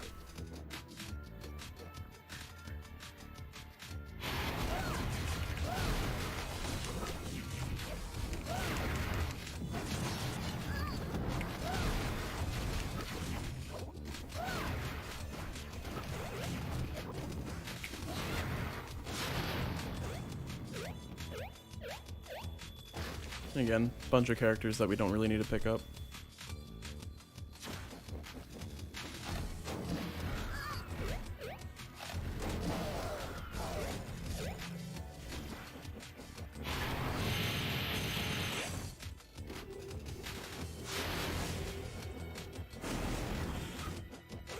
Gonna do another little glitch here. Basically gonna jump on the middle segment of one of these. I didn't get it. You can start the fight kind of like inside of this totem pole looking enemy and just refresh your jumps so you can do 2 hammers on it. Really isn't that important, but it kind of is pretty neat. Alright, so that's the end of Subspace. Now we have Great Maze, which is one long level. Also, I was mentioning the menuing purposes for picking up DK and Marth. It lets me move left once to pick up Meta Knight, as opposed to multiple, so it's just useful. So the gist of Great Maze is we're going to go through pretty much everywhere we've already gone and fight everything. All the bosses, all the characters, all leading up to the final boss. And of course, we picked Meta Knight because, as I'll show in this fight,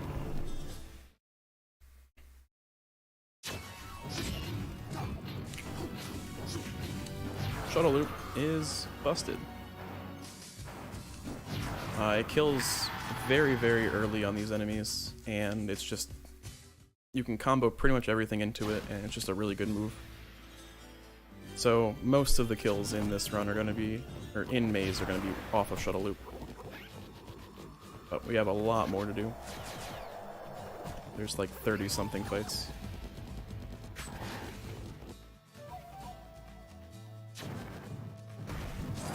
Next up is Kirby.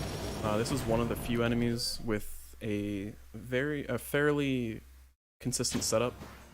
Of course, it doesn't really work there, but usually Kirby just jumps at me, I down smash, and then Shuttle Loop. Still got it there, but it was a little slower than usual. That's also repeated on Pikachu, I believe.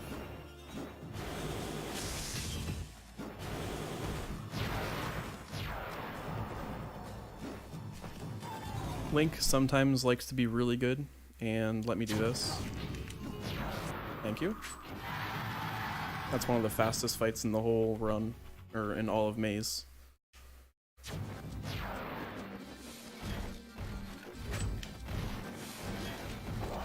But we get to go through all of the sections that we've gone through before. So like that was the Skyworld section, this is now the forest.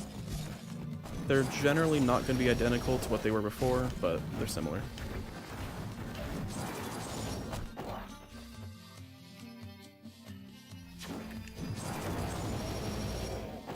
And it makes use of these day and night blocks to get some back and forth with the blocks here. You can only break the blocks on one side.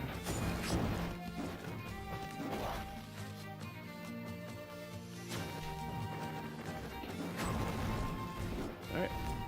Yoshi fight is next, and there's usually a very consistent strat here. Yoshi's gonna jump at me, use his double jump, and then I'll hit him out of that. Just like that. And because Yoshi uses double jump, can't recover, and that's the fight.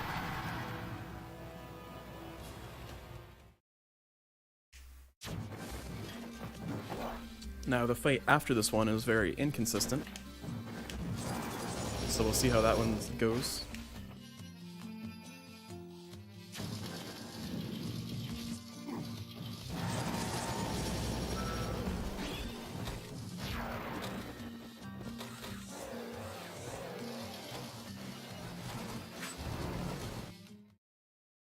The steady fight is really difficult.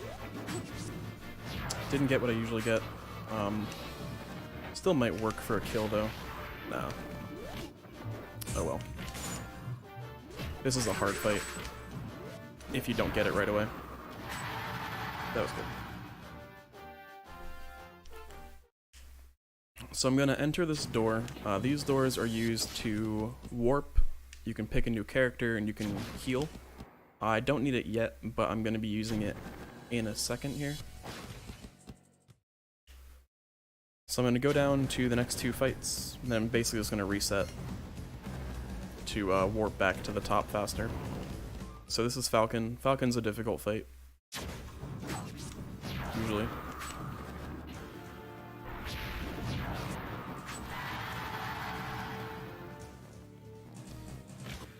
Just because he's kinda heavy.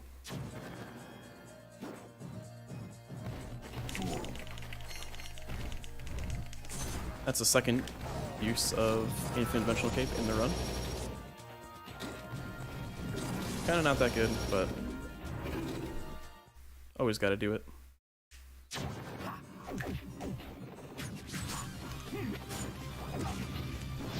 For some reason, Olimar has Kirby music in the fight. I don't understand why, because there is Pikmin music in subspace, but whatever. So like I said, I'm gonna reset.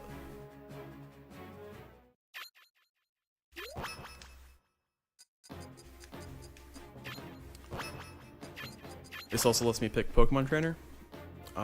Like we saw earlier, Charizard's really good against bosses. The next fight is a boss.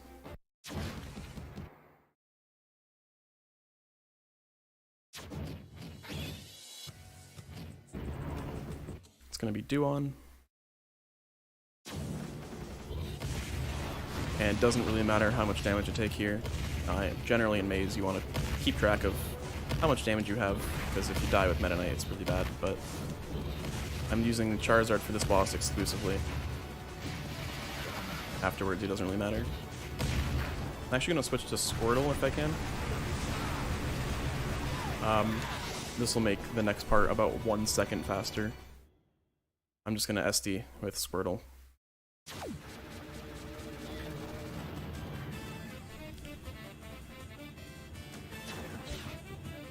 Back to Meta Knight.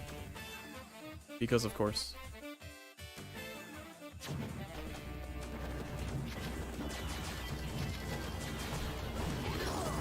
That's not what I meant to do.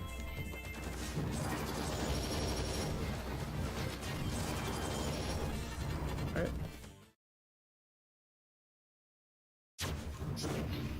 That was a weird interaction. I dash attacked and then it ended up on the other side.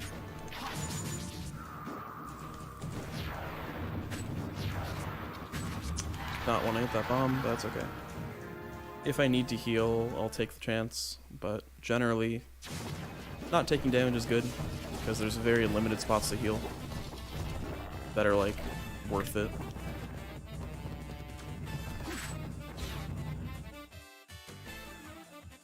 So here we have the Game & Watch part.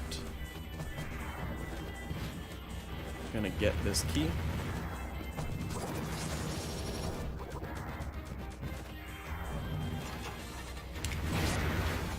Kill a bunch of enemies at once. This fight's also oddly difficult because Game & Watch is so light. It's kind of weird to get the combos off that I usually do. But he also seems to last a bit longer than usual. For some reason, a lot of the heavier characters seem to die faster than the lighter ones. That'll come into play later on like Rob and DDD.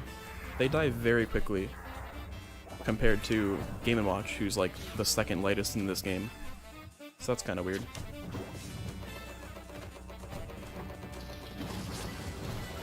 That sword always hits me.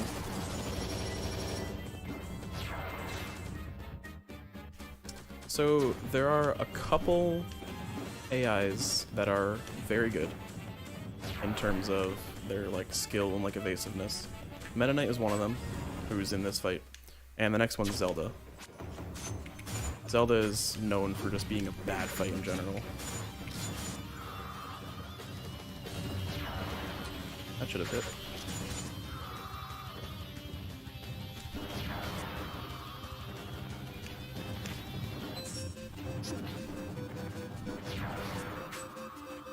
Yeah, this Meta Knight AI is pretty good. Very annoying.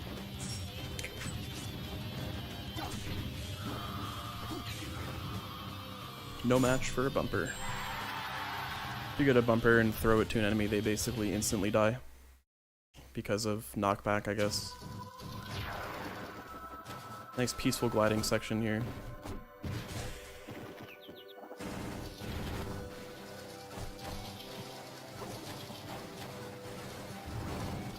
Similar to Yoshi, Ness might double jump at me. Like that. Ah, I missed. Still okay. Ness would have double jumped, I would have shuttle looped, and then Ness basically can never recover properly, so it's just a free win. But that was still okay. It does take some time for Ness to try and recover, so it doesn't really matter that much.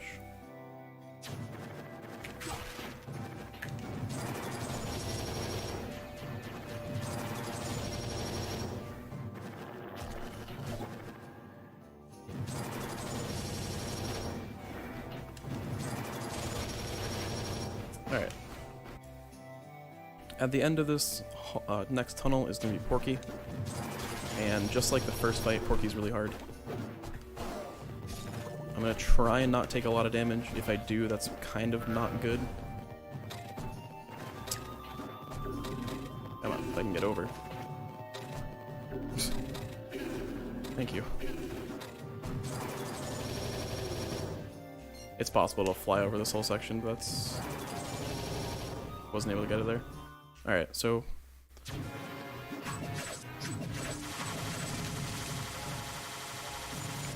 not getting hit by Porky is really difficult. That was good.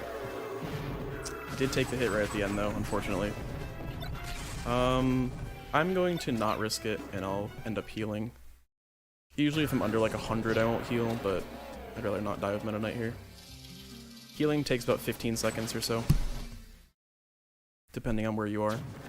But this is like one of the most convenient spots to heal if you need to. All you have to do is just hop on that and then leave, and you're fully healed. You also get your any dead characters back, so now I have Ivysaur here. Because Squirtle died. Some more nice gliding.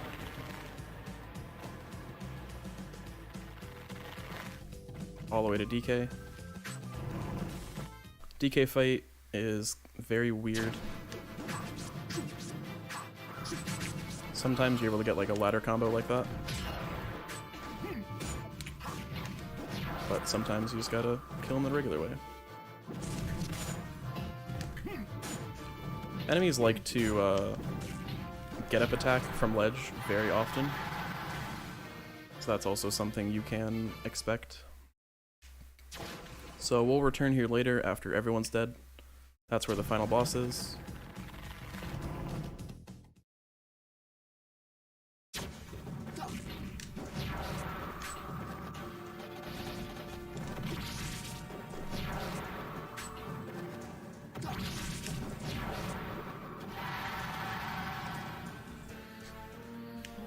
Pretty much like 9 out of 10 of these fights are just winging it and hoping that it works. Because in general, you want to do a combo that works, but it doesn't always. Pikachu, like Kirby, I'm going to try the down smash thing, but it sometimes doesn't work. Kind of like that. Depends on what Pikachu does.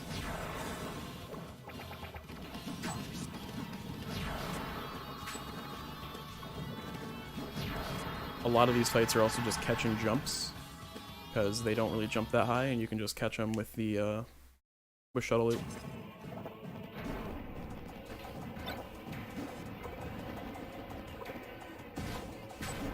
It is possible to glide through that whole section, but you really don't have enough height to gain speed, so it's not that easy. There's more levers here for the door coming up later.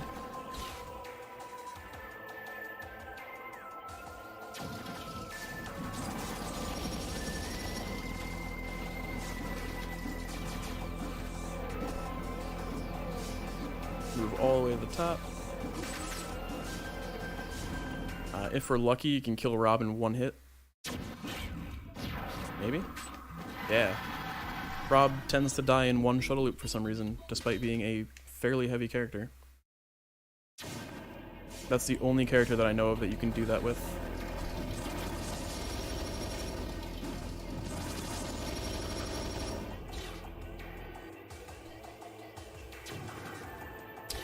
The last lever here. We're just going to poke through a floor.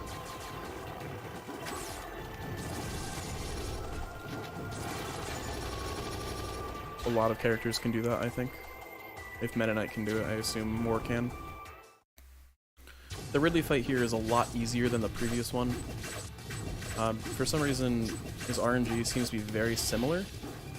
Pretty much always does that backflip the first move, and after that it's kind of random, but it's usually something not that bad. That's Ridley fight.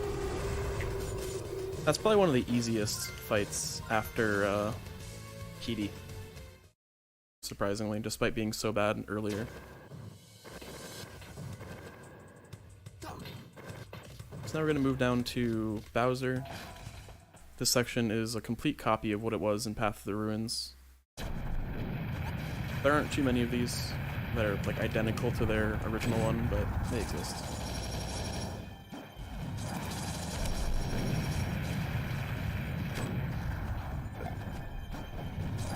Getting through here without taking damage is a feat in itself, so it's alright if I do.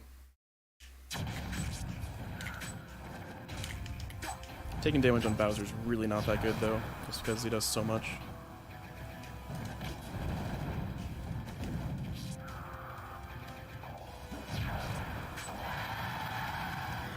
Also need to be careful with Meta Knight's up B because of course it sends you into freefall, and if you are off stage and you miss the hit, you're dead.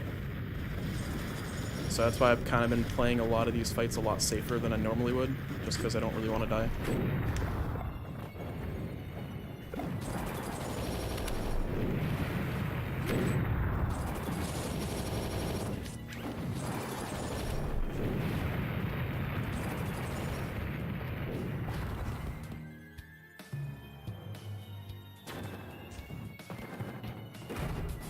Back to the minecart. Again, same as it was in Battlefield Fortress. Basically just copied and pasted. And then just changed where the door is. Or where the door leads, rather. So I have taken a lot of damage, but that's okay, because after this next fight, so the one after this one, I do have a chance to heal. For free, pretty much. I just need to not die on DDD. I'm gonna play this really safe, because he has a bomb. Or, okay. Yeah, like I said, heavy characters seem to die really quickly, for reasons I don't understand. And light characters are not easy. So after this is the Falco fight. Assuming I don't die right here. There we go. And after the Falco fight, there's going to be 2 heart containers that I can pick up to heal all my health. As long as Falco doesn't kill me, which is definitely a possibility, but shouldn't be anymore. Because his recovery is really not good. Alright.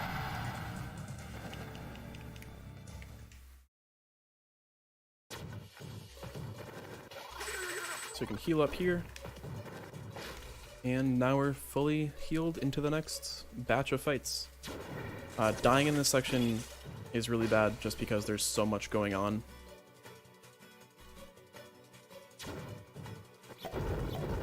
Like, there are a lot of fights in a row without a chance to heal, really.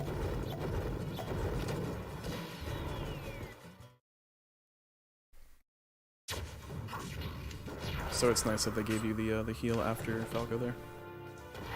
Alright. Sometimes they attempt to recover, sometimes they just don't. Ike usually never does, which is convenient because it saves time.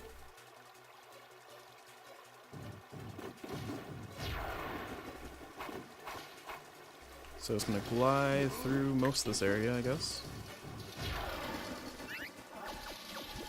Try to, at least. That's alright. Gliding hasn't been the best today. Now we go to Meta Ridley.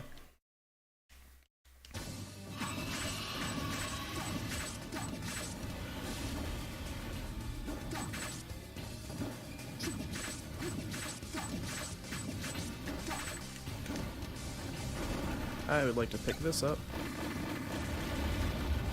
Second Gannon in a boss in the run. That's actually really good. They rarely spawn. So going back to where we were right after Ridley, just taking a different path this time. This is the most important part to not die at, because there are actually a lot of fights now, including like 2 bosses. Mario's easy, in terms of he won't kill you, but the fight itself is kind of weird. The platform layout is just odd. You get it? Oh.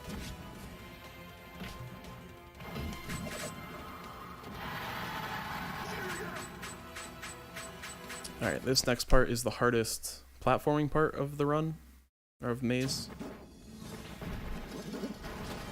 This room's not that hard, but the next 2 are.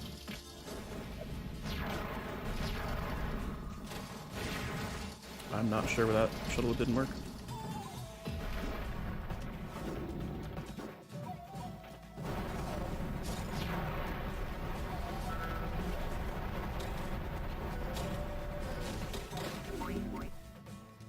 Then we're just gonna glide through this whole next part.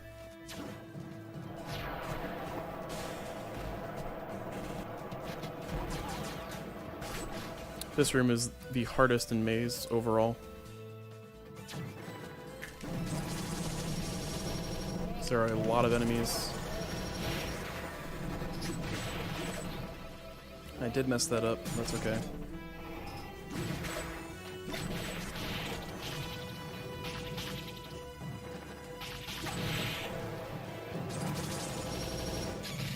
It's the hardest level, or it's the hardest area because there are so many enemies and they can just rack on damage so much.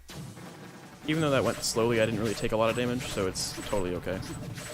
Galleon fight is identical to what it was in Wilds 1. Same characters and everything.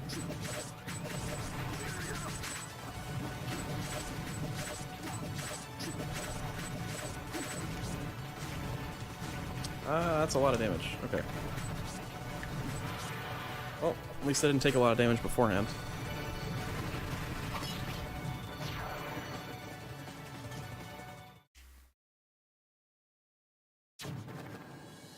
So I'm gonna go in here. I might as well heal. Usually don't have to, but you do need to go in this door anyways, because again, I'm gonna reset. Just like I did earlier on. But might as well heal just to be super safe.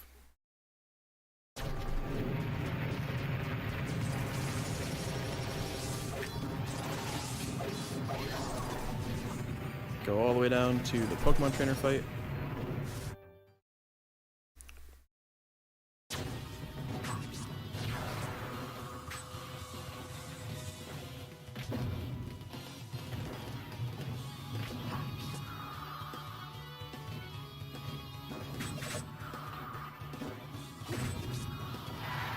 Sometimes the forward air is more recommended to be used, just because it's safer.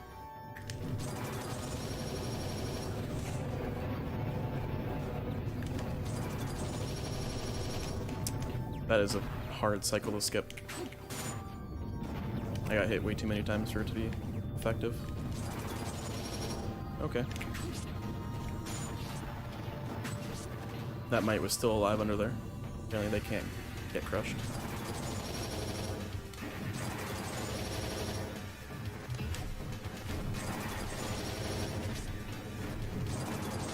So I said this earlier, Zelda is one of the hardest AIs to fight, and she's next, so let's hope this fight goes well.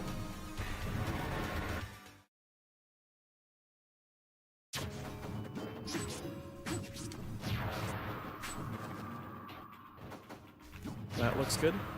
Alright.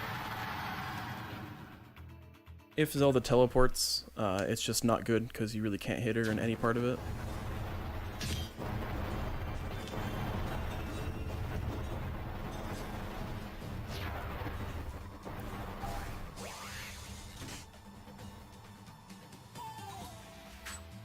Alright. Then Peach is going to be the last part, or the last fight for this section. Then we'll reset. Peach is also kind of a deceptively difficult fight, because she's good at recovering, but not always.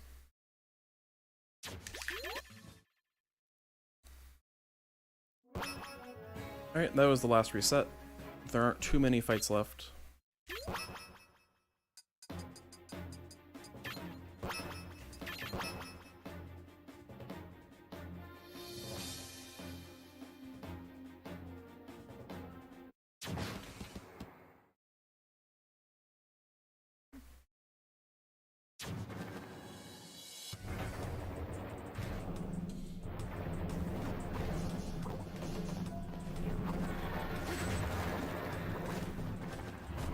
Wario has a really weird platform structure on the stage, which makes for a weird fight sometimes, but is fairly easy to kill with a shuttle loop.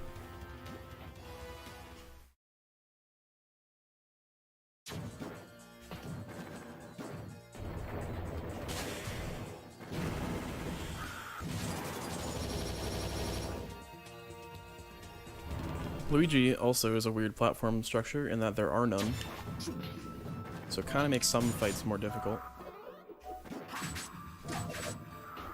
That'll kill. I wanted to go for a shuttle loop there, but I would have very likely died, and being anyone but Meta Knight in this next part is really bad, because it's all vertical movement, and Charizard, DDD, and DK are not good at that.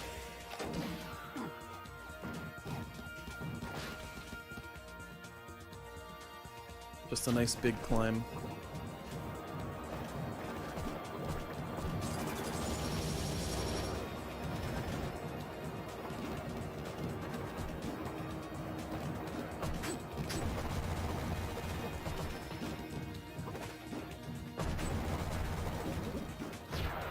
Alright, Rayquaza is the last boss, I believe.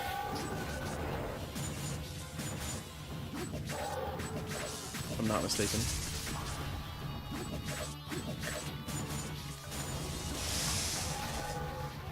Not that difficult anymore.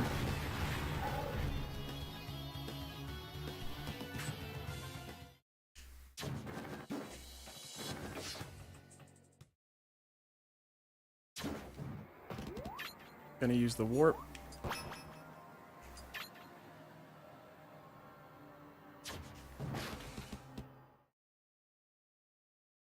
The actual intended warp.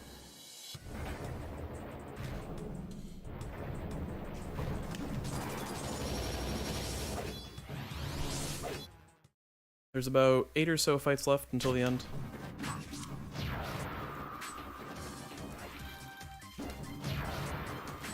So that was Lucas. Next is Lucario, then Ice Climbers, Ike, Marth, Gannon, Taboo. So however many that was. Almost there. All the bosses are defeated, but not all the characters yet.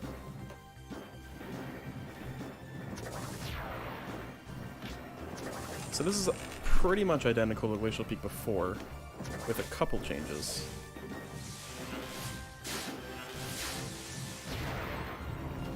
And Lucario is at the peak, just like he was before. Also a very easy fight. I do not know how that hit me.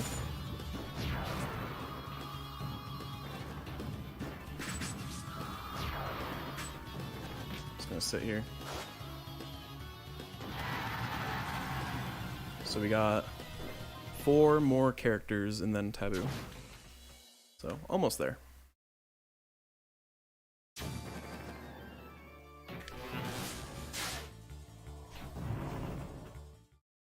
Ice Climbers are a difficult fight because there's 2 of them. You only need to kill one of them. That one's the one with the CPU on its head. I just hit there. Almost died there.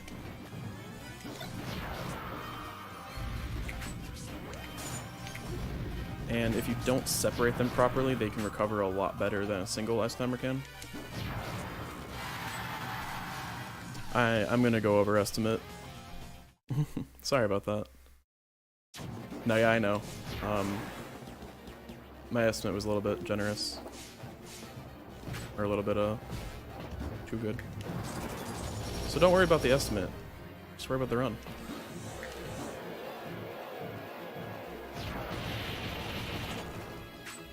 But there are about 3 or 4 minutes left, so it'll probably be like a 2:08.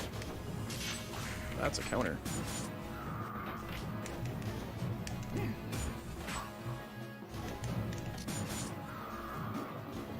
Don't even need to worry about Ike, because he basically never recovers.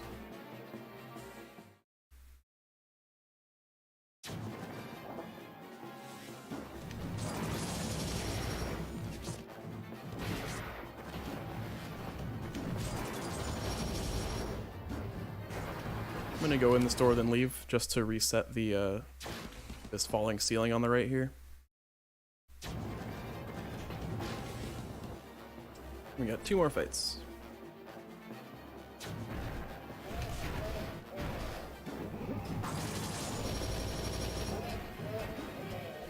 More Battlefield Fortress segments, because why not?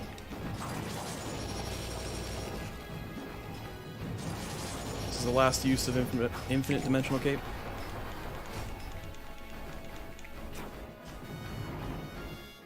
Three out of 3, that's pretty good.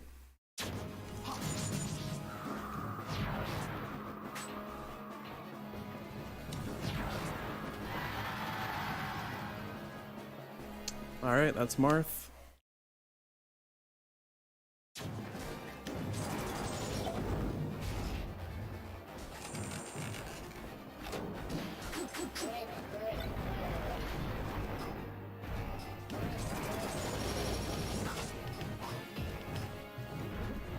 Really didn't want to get hit there. Next is Gannon.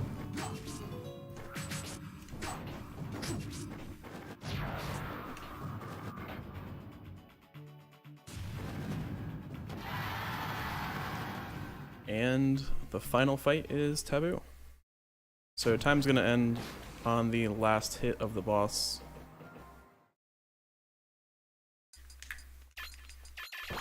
Pokemon Trainer first, then Meta Knight, just in case I die. It's very, very easy to die in this fight.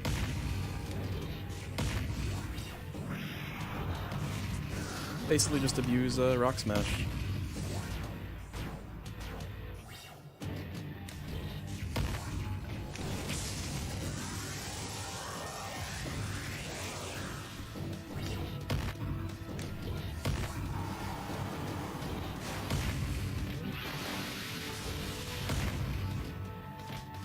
Next move is going to be off waves, very likely, yeah.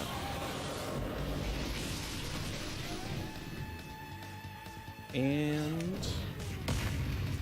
oh, come on. Time. No, not time. Wow, that usually works. Never mind. Time is now. Usually that last Rock Smash would have hit him. Odd.